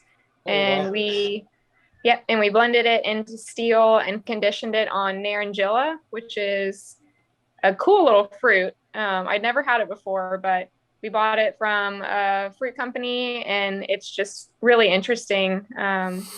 Bright citrus, orange, but not super sweet. It has this nice, like, earthy complexity to it. So, I don't know. I love the beer. I'm really excited for people to get their hands on it. We used to do a bunch of different variants of a saison, and it was all fruit added. And I don't find that many breweries using fruit in saisons. Usually, kind of got to keep it traditional. But let me tell you, the complexity you get out of it just from the yeast profile and then adding the fruit to it, man, you could really, really make something fantastic. And a lot of people don't realize that. Yeah. I would be so interested to try that. I have to come down to Virginia and definitely. We'll save a couple cans for you. Nice. Rachel's kind of cutting herself short on that, though. I think one of the things that she is absolutely phenomenal and amazing. I mean, she's amazing at making everything that we make, but she's so insanely and naturally talented when it comes to blending barrels. And so, one of the best barrel-aged beers that we've ever made, hands down, was the first barrel-aged beer that Rachel had made, and still she does it yearly now, called Demure Defiance. And Rachel has a knack for blending, and really, we utilize in our barrels. We have a little over 100 barrels, and each barrel, we have our base saison with our base house culture in a lot of them, but then the other, 2/3 of them have random mixes of different cultures and wild yeast strains, and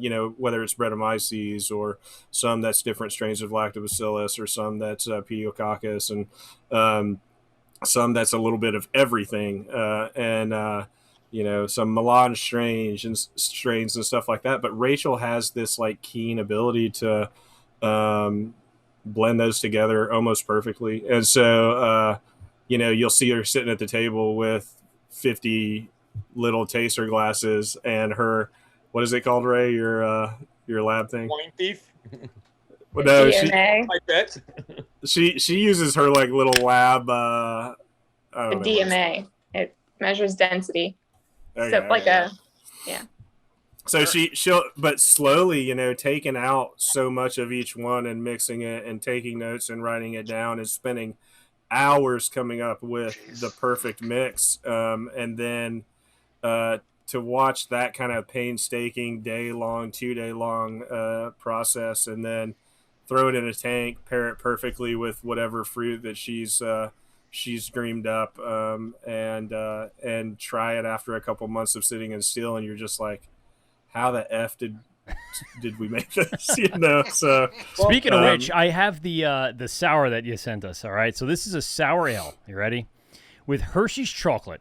All right, ice cream cones, maraschino cherries, banana, cherries, marshmallows, vanilla, lactose, and rainbow sprinkles. This is dessert tonight. No, it's just called Don't Be Weird. So I have to say, unfortunately, this was my idea. I did this myself. It reminds me, Rachel, of like childhood. It's got this flavor profile that I recall of when I would eat an ice cream cone from the ice cream man. It has that same feel. Yeah. It's I did this all to myself. So yeah, it's so out there. But it's like nostalgia in a glass. Tell us a little bit about this process. So a couple of the beers that I've made recently have really been kind of like nostalgia focused, at least for things that I used to eat or enjoy when I was a kid. This being one of them. Another one was one of our like Punch Yourself series beers. So it's based on like punch bowls that you would drink at college parties. Yeah. But this one I chose to do as, like the rainbow sherbet punch bowls. you used to drink at like baby showers or something With stupid. like the champagne in there. Yeah. Yeah. So I focused it off of There you that go. one. That makes sense. Yep. Yeah. But this one I wanted it to be like the ultimate ice cream sundae. So I just put a list of ingredients that I would put in my ice cream sundae and figured, it'd probably taste pretty good in a beer. I mean, you can't go wrong with a bunch of sweet ingredients. And then there is a natural tartness from the addition of fruits when you make any other kind of food items. So the idea was to keep the beer a higher pH to keep the acidity level down. So it was more sweet, but still had a little bit of a tartness to kind of keep it balanced and approachable and not kind of overwhelmingly diabetic or, Yeah. you know. I mean, it's sweet, but it has that tartness to kind of balance it out. So it has that kind of feel that, you're like you were saying, the punch bowl from the sherbet. It's right there. That's probably what I'm thinking about, actually. Did you use actual like rainbow sprinkles? Is that? Yes. They Wow. call them Jimmies down there, don't they? They do. Jimmy's. They do call them Jimmys. I went to Thank school. you. Do they? I went to school in Maryland, and I remember they're called Jimmies. I know, it's strange. And then Never heard of that. And then grinders instead of heroes. We call them heroes up here, but they're hoagies and Never grinders heard of down there. grinders. Hoagies and Never heard of grinders. Oh, hoagies. Yeah, hoagies and grinders. Yeah. Oh, isn't that like a Lady Adam Sandler? beans. New It was, York. yeah, that's what I was gonna say. The only reason I know about it is Adam Sandler's song. Slappy Joe. Okay. Slappy Joe. Yeah, Not just me. Okay, good. No, but I mean, I remember when I went down to school in Maryland, there was a lot of things that changed their name, and one of the things that really stood out was Jimmy's, and I went, Jimmy's? What is it? What's a Jimmy? Like sprinkles. I go, okay, you got it. I'll take Jimmy's. Never heard that before. Yeah. Me either. See? Never. I am multicultural Interesting. here in the United States. I'll tell you that for sure. Yes, Is that a thing? indeed. You're right. Yeah, it's just being American. That's my fault. I don't know about that one. No, it's not a thing up here. No one calls them Jimmys up here. They just call them sprinkles. So this really has that kitchen sink element to it, though, just because the bananas are there. I can feel those. I can taste those. The marshmallows are there again. You guys use marshmallow on a lot of these, from the hazy that we had before to the sour now. What are some of the most experimental beyond what we just talked about? Is there anything more experimental than this? I mean, we've played around with a bunch of things in the past. I've always loved experimenting with herbs in beers. Okay. So, herbs Have you ever and done a spices. gruit? I'm sorry? Have you ever done a gruit? No. We should. Yeah. Yeah. Sorry, on that was Never heard on of the it. schedule tomorrow. Yeah, that's- beer, basically like a beer without hops, right? You use herbs Ye- as Bunch of herbs and spices as the bitter. I only know it agent. because one of like the first Gotcha. breweries we had on had brought one out, and I thought it was interesting. It tasted a little bit like an herbal tea kind of quality to it, as opposed Yeah. to like hops. Yeah. Right. Yeah, it didn't have that bitterness that you would get from hops. Right. It had a different bitterness to it. Yeah. I think it's right up Rachel's alley, honestly.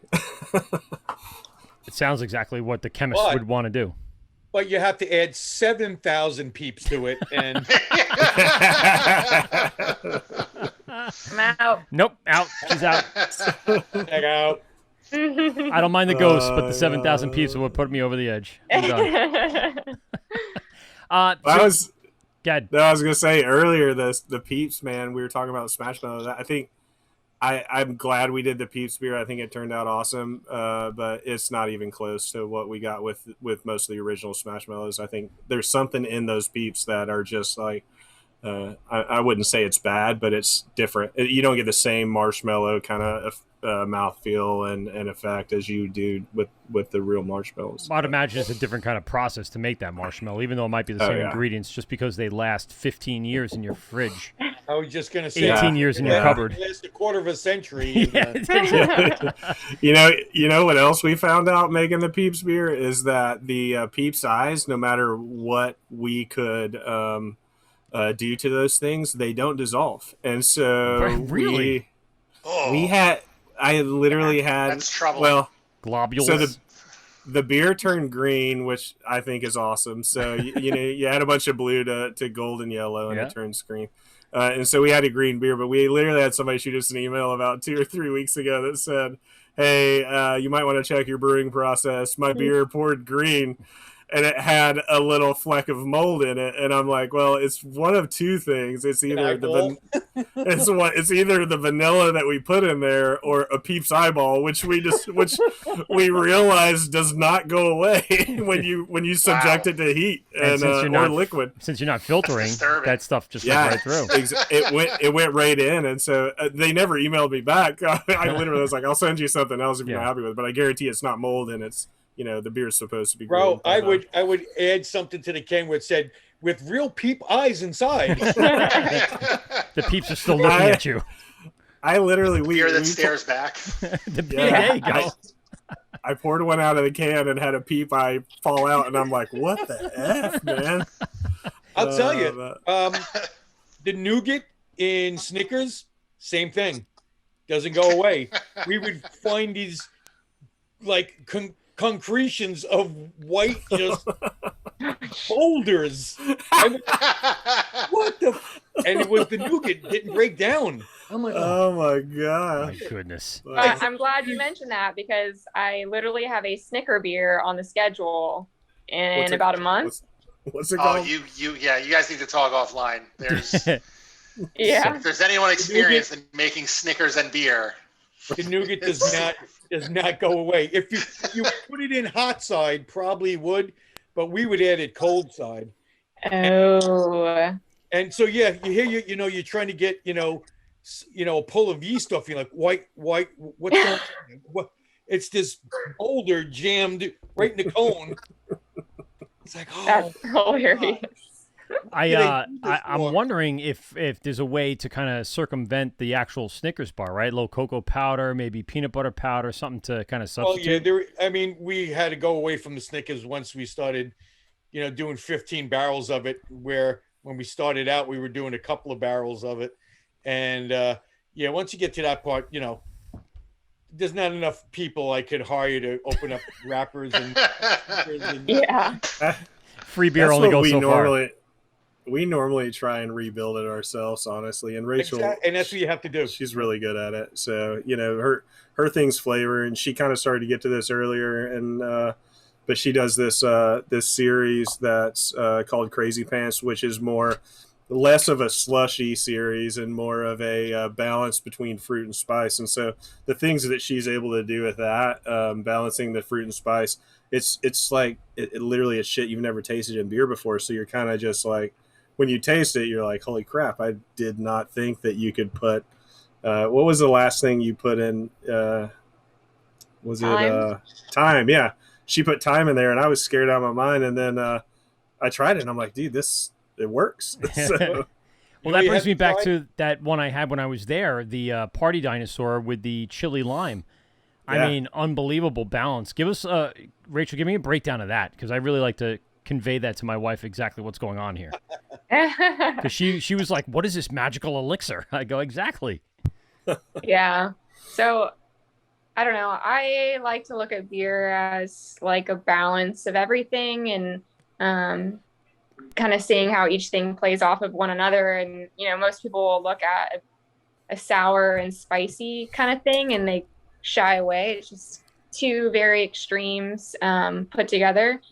But if you're able to balance both of those, it usually will work out. So originally the idea came from, I think it's a Mexican dish, but it's like papaya, mango, lime with chili sprinkled on it. You just eat the fruit with that little bit of spice character to it. Sounds like really something that you would garnish a nice drink with, a margarita or something like that. Mm-hmm. Yeah. Yeah, so I really wanted to kind of play into that. We had made a chili beer with similar spices before. So one of them is ají panca spice, which is, it's spicy on the front end, but it doesn't last, like it doesn't linger on the back of your palate. So it's really a quick spice, kind of like wasabi or, horseradish. Is that what it's called? Yeah. Yeah. Like a quick spice. Yeah. And the other one was pasilla. So we went at like a 3-to-1 ratio of those. Pasilla will last a little longer on the back of your palate. Huh. And where does that go in during the brewing process? I mean, those are, unusual ingredients. Are you playing with front end, back end, like Steve was saying before, hot end, cold end? Yeah, so we pick hot versus cold based on what we're putting in it. So things like lavender or herbs, where if you steep them, you get a lot more expression from them, we'll actually put in on the cold side so that you can kind of control how much expression you want in the beer. But we put the spice in on the cold side as well, and that's just so we can throw it in there, we can kind of circulate it and mix the spices up and see if we need to add more or less based on how it's tasting out of the tank. Almost like a double dry hop lavender. Yes. On the front and the back side. Well, I was saying this before, and I know I walked away for a minute about the barrel program. What is the things you guys have loaded up right now, ready to go? From the barrel program? Yeah. So we have a couple things that are about to go into the tanks. I usually try and go back to the barrel room about once a month and just kind of pick different barrels that I think might be ready, or I just want to taste and kind of see where they're at, because a lot of the expression from things that are inside of the barrels take time. Brett will develop, over months and months. So I just like to check in on them. And then the way that I do it personally, every brewer does it differently, but I like to pick a fruit that I want to focus the blend around. And I kind of figure out, how that fruit, like what's going to benefit that fruit the most. Is it acidity, or is that fruit going to benefit from more of a Brett Funk character? And then I'll go in the back and I'll pull certain barrels, and usually you're looking for something, a blend of acidity, funk, and body. Okay. So you want to pick certain barrels. Like we have some that don't have any Brett in them at all, so they're very acidic. Their pH is down at like 2.9 to 3.1. Okay. It's very tart. And then we have some that are just Brett, so they're just barnyard funky. Some of them have a little bit more of the fruity characters from Brett. But you're essentially, I just go back there, I pick barrels that I think might be ready. I pull samples from each one of them, and then I taste everyone individually. How many barrels roughly do you guys have about right now? We have about 90, I think it is. Where were those? Yeah. Are they stuck behind closed doors? They're in the back room. Ah, yeah. See, I didn't get to see those. I Didn't get did the full tour. Yeah, I did. Well, it was very early, and it was only, I think, the bartender and we were talking about Bethany there, but she was too busy scraping every single vanilla bean out of the vanilla bean pods. When you walk around to the brewery to go to the bathroom, you kind of do like a quick tour of the tank area, and then you go to the bathroom. By the way, and I don't say this often, nice bathrooms. I mean, nice modernized bathrooms. I like it. Like, you don't anticipate that on a 300-year-old piece of land, but it was. I was like, oh, this is really nice. Well done. Were you expecting an outhouse? I don't normally say that, but I remember it being impressionable. I remember saying, this is leaving up an impression on me. I like this. Very nice. I have OCD when it comes to things like that, so the bathrooms are we got to keep them clean. Well, it wasn't just clean. It was just the modernization of it. It just looked right for the place. So it just Sweet. Okay. But I mean, in relative vicinity to that, where would be the barrels? Is it behind the walk-in, behind the tank room? Where is that located? So if you were in the tap room, like looking at the facility, the red floor, if you were to walk onto the red floor and go straight back, Okay. like if you were to walk through the tap wall, Okay, there's a whole another side of the building that we have all of our offices in, and we keep most all of our storage back there and our barrels. Nice. Yeah, it actually kind of fooled me then, because I wasn't looking at the relative size of the building compared to where we were, not thinking that it was all that extra room back there. So that's awesome. 90 barrels. Yeah. And do you have various things going on, and any of them using that wild yeast, or are they all using that wild yeast? Is that primarily what you guys are using? They don't all have it. About 25 or 30% of the barrels are inoculated with that strain, but we've got tons of different bacterial and Brett strains from other yeast banks, just stuff that we've accumulated over the years. I would imagine you probably have your own lab. Yes. Yeah, of course. He smiles. Yes, I do. Doesn't everybody? No, Peter, not everybody does. No, Oh, Rachel, we're gonna give you a lab, but you yeah. have to open packages of Peeps every so often. They roped me in with the Comes lab, with a and cost. then a year Yes, later, they they were did. like, "All right, Oh, Yeah. I'm gonna By show the way, you. the lab is for opening Peeps. Yeah. yeah." It's the peep room. This is yours. Well, one of my favorite pictures of Rachel when she started was when I gave her lab equipment that she had been wanting. It is one of the funniest pictures I think that we have. I'm gonna find it while you guys keep talking. Yeah, there you go. Chris, it'd be a kid in a candy store with it was like Christmas. Hi, I got I got my Bunsen burners. I've got my beakers. I got my.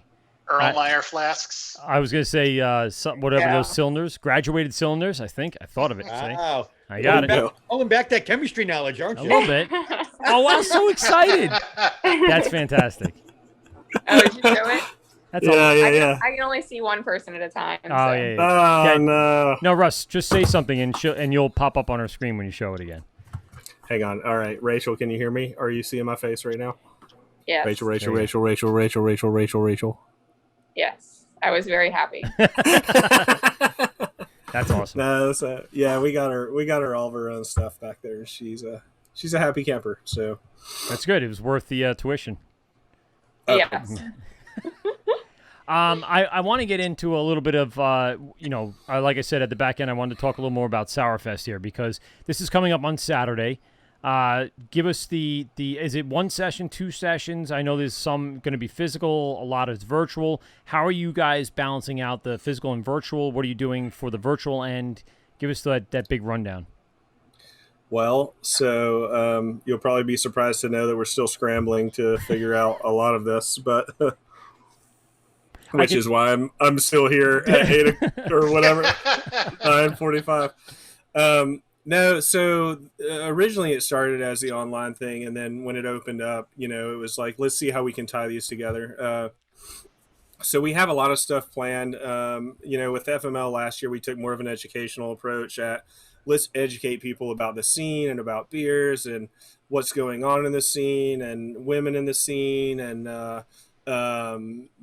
different types of adjuncts that are being used, stuff like that. And then this time around, honestly, my goal was kind of just let's do entertainment stuff. So we had all these really, really big plans, but then when it opened up to the physical fest, we've got my teams kind of go in 2 different directions at the same time. And so we have some stuff planned. Rachel and I and a couple of the other managers went to Tennessee and made knives with one of the Forged in Fire judges a couple weeks ago. So that was a lot of fun, and we all did that, learned how to do that, and have some pretty cool video from that. So we're going to be showing that. We did some glass blowing with Pretentious Glass Co., who owns Pretentious Beer Co. in Knoxville. Yes. And so did some stuff with them. We're going to be showing, but along with the Friends with Benefits theme, a lot of the stuff is, focused on just weird, random, crazy stuff. And so we're doing we have 2 employees that we're gonna do a dating show with, and they've pre-recorded some of that already, and so we're gonna finish that the day of. We're doing a tattoo roulette, which for me is scary because I have 1 tattoo, and a lot of the folks in it don't care because they're tatted up like crazy, and so it's gonna be a mix of random drawings that we have not much say about. And do you know what the things on the board are at this point? No, we have a meeting with the tattoo artist on Wednesday, and we're going to figure out. But part of it is trying to get the folks that paid in for the tickets to get involved, and so we will. Gosh, it scares the piss out of me because myself and my family, we have a really religious background, and so I don't want to end up with like Satan or a goat on my arm, and so just a pentagram on your forehead. It's bad enough that my in-laws have to put up with the fact that their son-in-law owns a brewery, but yeah. So we're doing that. We're doing a couple. We're doing a session on glassware and the importance of glassware, and we're bringing in some of the hype glassware makers to do some stuff there. So we've got Frit Glass is going to be on, Huffy is going to be on. We'll have Pretentious will be on, and then one of the guys who's coming up in the scene with connecting artists to other people, Thick Boys, will be there, kind of talking about that piece. We're doing another educational piece about sours, and then an educational piece about the new or newish, I guess, pastry / smoothie style sours and where that goes. And so it's we're doing gosh, I don't even know if I want to say this right now, but it's the staff came up with this game called and the breweries are going to play it called Guess Who's in Your Mouth, and they're going to pour different beers. So it's going to be like, guess which brewery is going to be Exactly, there. yeah. And so we'll be doing I hope that. so. I hope that's all it is. That's a Dane Cook bit. Is it? Yeah, so, In my mouth. Oh, you might be right. it is Dane Cook. Have Yeah. you seen that guy? No, Have you seen not him recently. No. Has he gotten dude. old? Fat. Do yourself a favor and Google it Well, right obviously, I mean, now. Dude, I mean, plastic surgery so really? bad. Oh no. It looks like he got. Dane. It looks like he got hit by a bus and like blew up. I mean, no. Google it, and you're gonna be like, Wow. Yeah. what? Ugh. yeah, that is. Yeah, you're welcome, right? Yeah, That was- yes, there you go. It's like a Mickey Rourke level Oh, no. transition. Oh, Dane. right? And you I were know, so that's what I funny. said. You were It selling was out. so funny. You were selling out Madison Square Garden and Yeah. the Boston Garden, and now Fucking eyebrows. he Yo, had, he had good lord. decent movies. You know, Oh, no. Kevin Hart got in his head, man. He Yeah, was- shit might be true. oh Oh my goodness.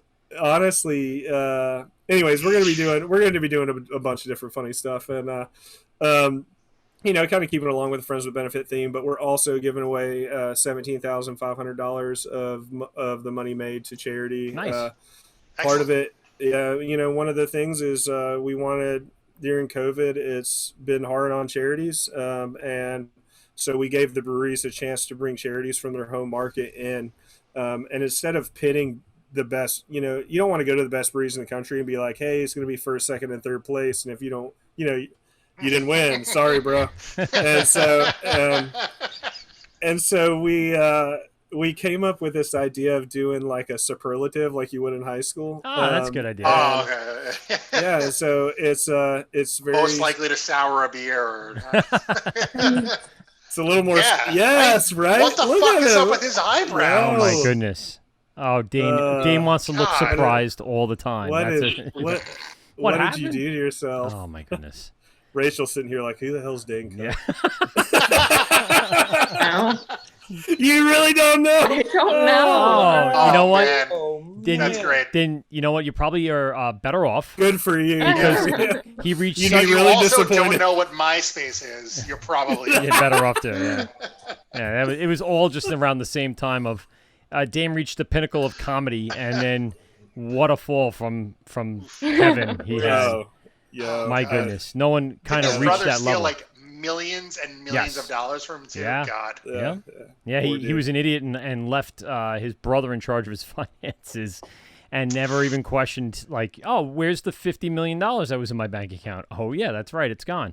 And his brother had, like, some severe gambling issues and Oh my getting gosh, into debt I can issues imagine. and stuff like that. Oh, what a mess. What a mess that whole Well, story is. Horrible. Right, you're better off for not knowing. Yeah, what you he know looked what? like Yeah. before, so. I'm jealous. He was that a you stud, don't know man. He was a anything. stud. Yeah, he was a stud. God. And he did a movie like 8 or 9 years ago, I think, where he was.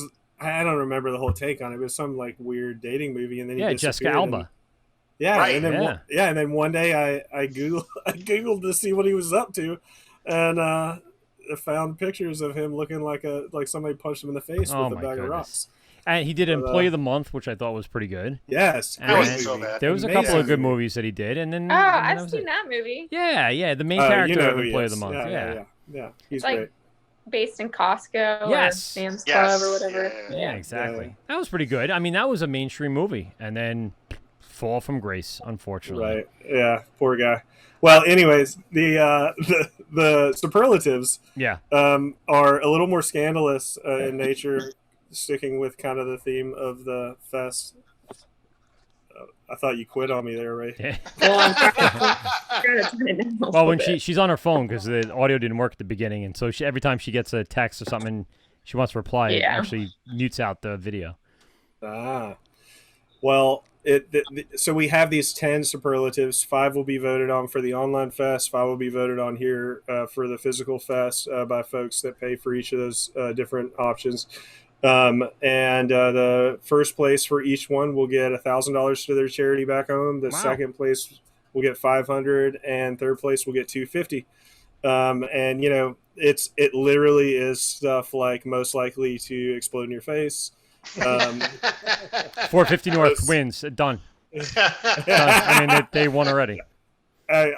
So when my wife ordered the beer from him, you know, I was like texting him. I was like, "Hey, I just need to know for her, you know, comfort. Like, will these explode?" And they're like, "Oh yeah."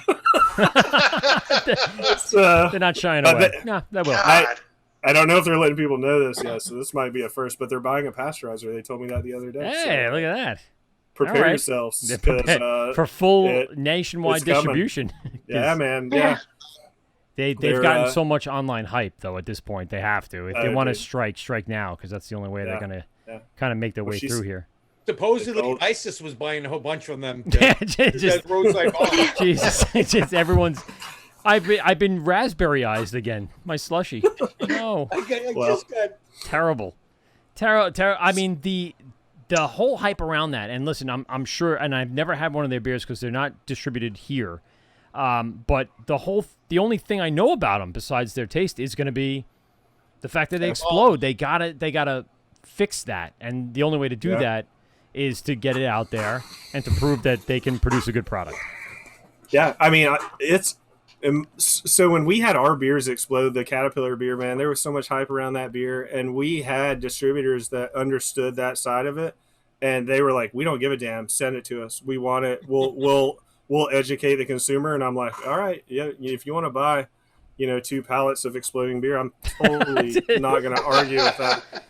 Because we had distributors sending them back, and I'm like, I'll give them to you. And so we sold them to some really cool accounts, you know, up in the Northeast, your all's way, throughout Maryland, Delaware, and on up. And so, but then we also had accounts that were like, "Screw this, we're not," you know. Yeah, they're blowing up all over people's shelves. Right. So they know the deal. But yeah, they're investing in a pasteurizer, and so pretty soon you will get them extremely soon. That'd be fun to taste the slushy XXL or whatever they call them, the most pineapple Slurpee, which I've noticed they've gotten away from using some of those kind of close to brand names of certain things that are out there. They've kind of gone their own way. They made their mark, and then now they're doing their own thing. Yeah. So it's good to see them. You know, they're expanding out. The more they expand outside their backyard, I think that's something you got to take into account. So yeah, the further they get, the more they have to be like, you know, careful on what they're doing there. Yeah. So, I mean, everybody pushes the limits, and you know, knock on wood, we haven't received anything yet. We're pretty careful about some of the stuff we do, or most of the stuff we do. But yeah. It's I don't even how do we get it? Oh, the superlatives. Yes. I want to give you an opportunity to promote the festival coming up on Saturday. Give us the big plug for that. Are there still tickets available? There are tickets available. VIP is sold out. Okay. And honestly, I don't know if folks haven't seen the list for this fest. They need to go look at it. It literally is, you know, people ask me, they're like, "How'd you pick this list?" And I was like, "Well, I went through my Instagram and I hit up everybody. That I follow because I've had their beers and I appreciate them and I like them a lot. And, you know, we've had there's a couple new cats to the scene that have reached out and, or that, you know, I was on a podcast a couple weeks ago, with Chris. What's Chris's last name? 2 seconds and I'll tell you. What was the show title? You remember? Oh gosh, he's gonna kill me when he sees this. Well, don't forget about the Wort, WORT, with Mike, Pete, and Steve for the next podcast you're on. Yeah, you had to put me on the spot. I was trying to beat it too before you did that. So close. Anyways, well, Chris, it's like Uncapped, I think is what it is. Okay, all right. Uncapped? Sure. Is that right? Uncapped? Sounds about right.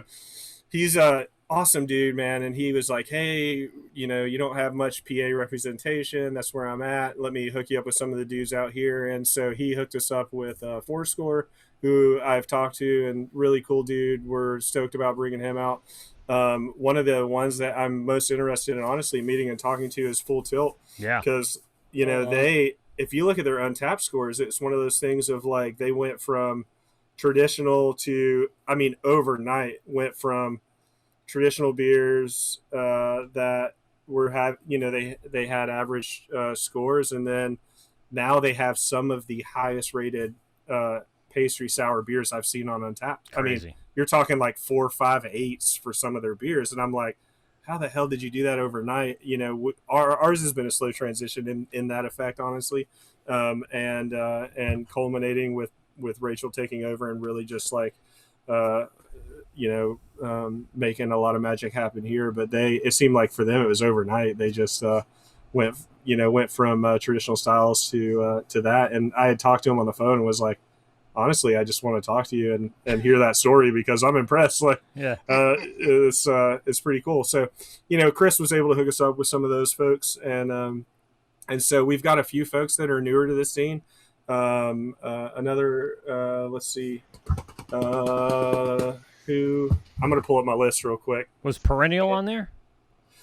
Perennial is on there. Which yeah. we did a collab with them at one point. We're looking to try and get in there again and do another one with them.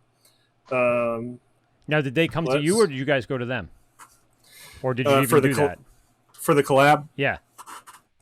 So that was back when our the brewer was here before our other brewer, Mike, and he went to the Honey Summit and he met the Perennial guys there, and so he went back and did a collab with them. And then most recently, when we invited him to this fest, we'd reached out because we had stuff in barrels with them and said, hey, it'd be killer if we could get that beer out here to just kind of pour at the fest. And something happened with the beer that didn't work out, so they ended up having to dump it. And so but they did at that point say, hey, we'd love to have you back out. Let's redo it. We'd love to have Rachel and come back out and let's do it again. Very cool. So hopefully we'll be able to make that one happen. But we've got, honestly, so many names on here, but we've got 450, Alvarado, American Solera, Aslan, Bearded Iris, Benchtop, who's local here, and we really like those guys a whole lot. Barrel Culture, Beechwood, Black Project, Casa Agria, Crooked Stave, Kushwa, Deciduous. We're going to be doing a collab with Deciduous while he's in. Fourscore, Full Tilt, Grim, Heavy Reel. Heavy Reel's one of the newer ones to the scene, and he sent us a bunch of beer down, which honestly I feel bad it got destroyed in shipping, but it was like the truck showed up and beer was leaking and we were popping them and like trying, drinking them as they were going. The dude makes some crazy good sours, and we found that out because we were drinking the ones that popped in the truck. But Hoof Hearted's coming down. Imprint, nice. Ingenious. We know the Ingenious guys really well. Jay Wakefield's coming. Mass Landing, McKellar, Perennial, Pretentious, Schilling's. Wow. Okay, so this. I'm going to stop reading because there's a bunch of them. But the Schilling texted us, and we're really good friends with Schilling, and of course they're Lager Kings, and so they texted and were like, hey, can we send lagers? And I'm like, that's a great idea because most people are going to want sours, or most people are here for sours, but people are going to want, real beers. So we're setting up a real beer table with Rachel's lager. Schilling's going to have a lager, and then Benchtop, who's local here, has a Foeder Age lager that they're going to send out. So we'll have a real beer tent for all those traditionalists that are looking for some real beer. And then, just a bunch of other mostly pastry sours, a couple barrel-aged sours. Hermit Thrush has some really killer barrel-aged stuff that he's sending down, which I think is going to be pretty legit.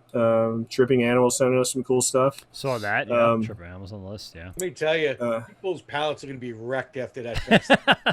So I'll tell you, we are going to pour, and Rachel doesn't even know this yet. She was So we did the additions for this beer today, Ray, before you left, and we're doing a collab with Bearded Iris, and we are going to put it in our VIP area. And it's a clean fruited IPA. And so, holy crap, I just tasted that thing as it came out of the pasteurizer, and it is. Can you hear me? It's not clean. It's a sour. Oh, it is a sour. But you can't. It's a sour IPA. Sorry, it's as fruited clean sour. as a fruited sour can be. Fruited sour IPA. Regardless, I mean, honestly, there's so much fruit in it, you can't really tell. But it's it is so damn juicy that I was sitting there drinking it with a guy who's running it through the pasteurizer, and we were both looking at each other like, holy fuck, this is so good. So it's so we're going to be pouring that beer inside as well. Or no, we're pouring that outside, right? It's inside. Yeah, VIP. So but anyways, we've got some cool collabs that are going to be on. We just did a collab where Rachel paired up with Worts. So we she was inspired by Trix yogurt, which was a thing when she was coming up, and so we did one half of the yogurt because it was like a mixed flavor. We did the cotton candy half, they did the berry blast half, and so that beer has been I mean, we've been out of it for a while, but we saved 2 sixtels. They're sending us some, and we're going to pour that side by side in the VIP area as well. So, Jesus. And so yeah, it's we've got some really amazing folks that have sent out some really amazing beers.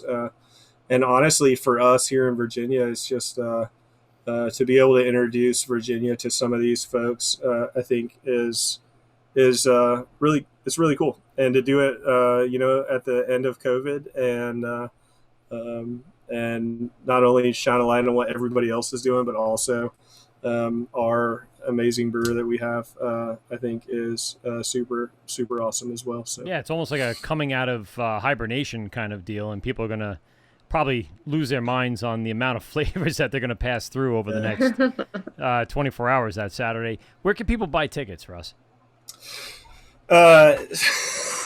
Which website do you want? So we kind of did this. We did this clickbait website that's kind of funny, and so it's easiest to remember. But it's stayjuicybro.com, and we've been putting it on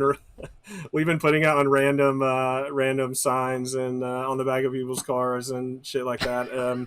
And so just so people will go to it not knowing what it is. But if you go to stayjuicybro.com, you can get your tickets there. Is it a link through the Instagram or social media or anything like that? I think it is on our Instagram. If you go to our Instagram, you go to the profile, it will have the link there. But it's either fwbsourfest.com or stayjuicybro.com, whatever you want to do.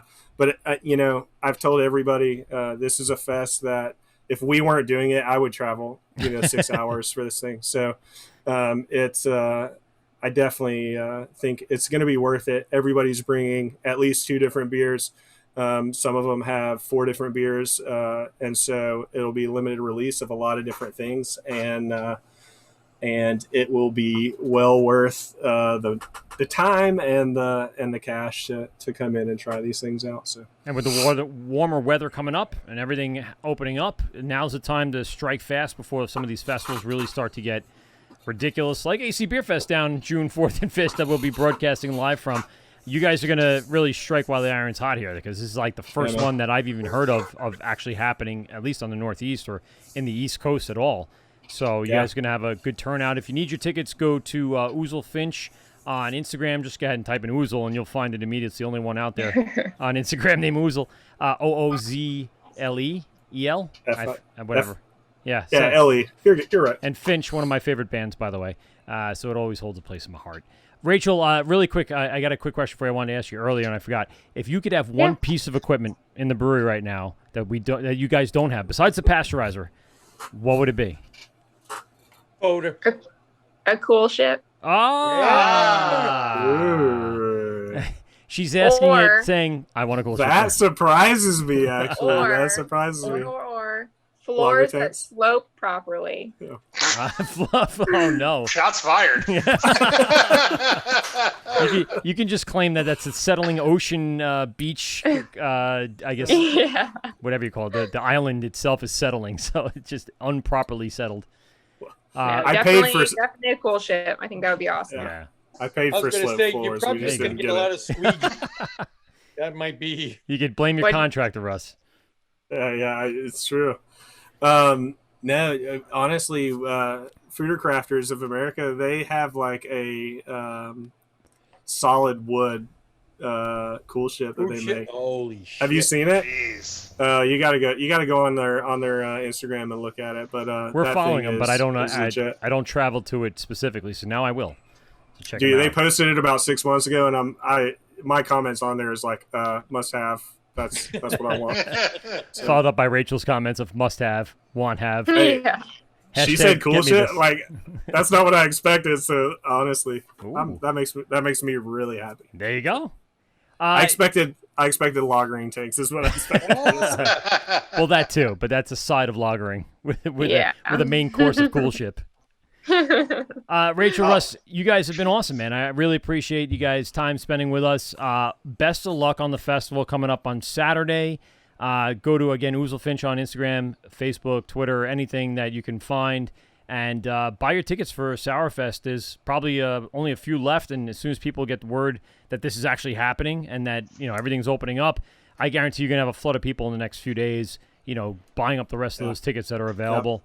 And thank you so much for sending the beers. Awesome, as usual. I didn't think anything was going to be anything less than what we had down there. And definitely when you're in the Virginia area, if you're in our local area and you're hearing the podcast tonight, get down there. If you're down in Williamsburg, make the 25-minute trip, I guess, down there and go right to Fort Monroe, put it into the Waze, and find Oozlefinch. You can't miss it. It's the only place that's actually open on the island besides an army barrack. So check them out. Oozlefinch Beers and Blending. Thanks, guys, very much for joining us tonight. Thank you so much. Thank you. Guys, thank you. This, Cheers. yes, this is The Word with Mike, Pete, and Steve. GubsRadio.com. Check out the podcast. Probably going to be up tomorrow on Spotify, on iTunes, and, of course, with our boys at the Hopped Up Network. We're going to be live on June 4th and June 5th at the AC Beer Fest. You will not hear us live in studio or live either on a Zoom until June 28th. So we're going to shoot that whole weekend. We're going to air it that My following. birthday. Oh, there you go. Happy birthday. Nice. And we will we'll see you guys very, very soon. And again, if you guys are in the Northeast area, get your tickets for AC Beer Fest at AC Beer Fest on Instagram and Twitter. And thanks to all our sponsors tonight. Pete, I'm sorry, we'll start with Steve. Steve, what do you got for us tonight? Well, if you're at a brewery in Virginia and you hear what sounds like somebody's uncle having a seizure, that's just a pig waiting to go home. That's Oozlefinch. Go grab a sour. Peter? Don't forget to have your pet spayed or neutered, That's especially right. if it's a pig. Yeah, get the pig spader, dude. This is The Word with Mike, Pete, and Steve. GubsRadio.com. We out. Well, that's 2 hours of your life that you'll never get back. Are you kidding me? Please hang up and try again.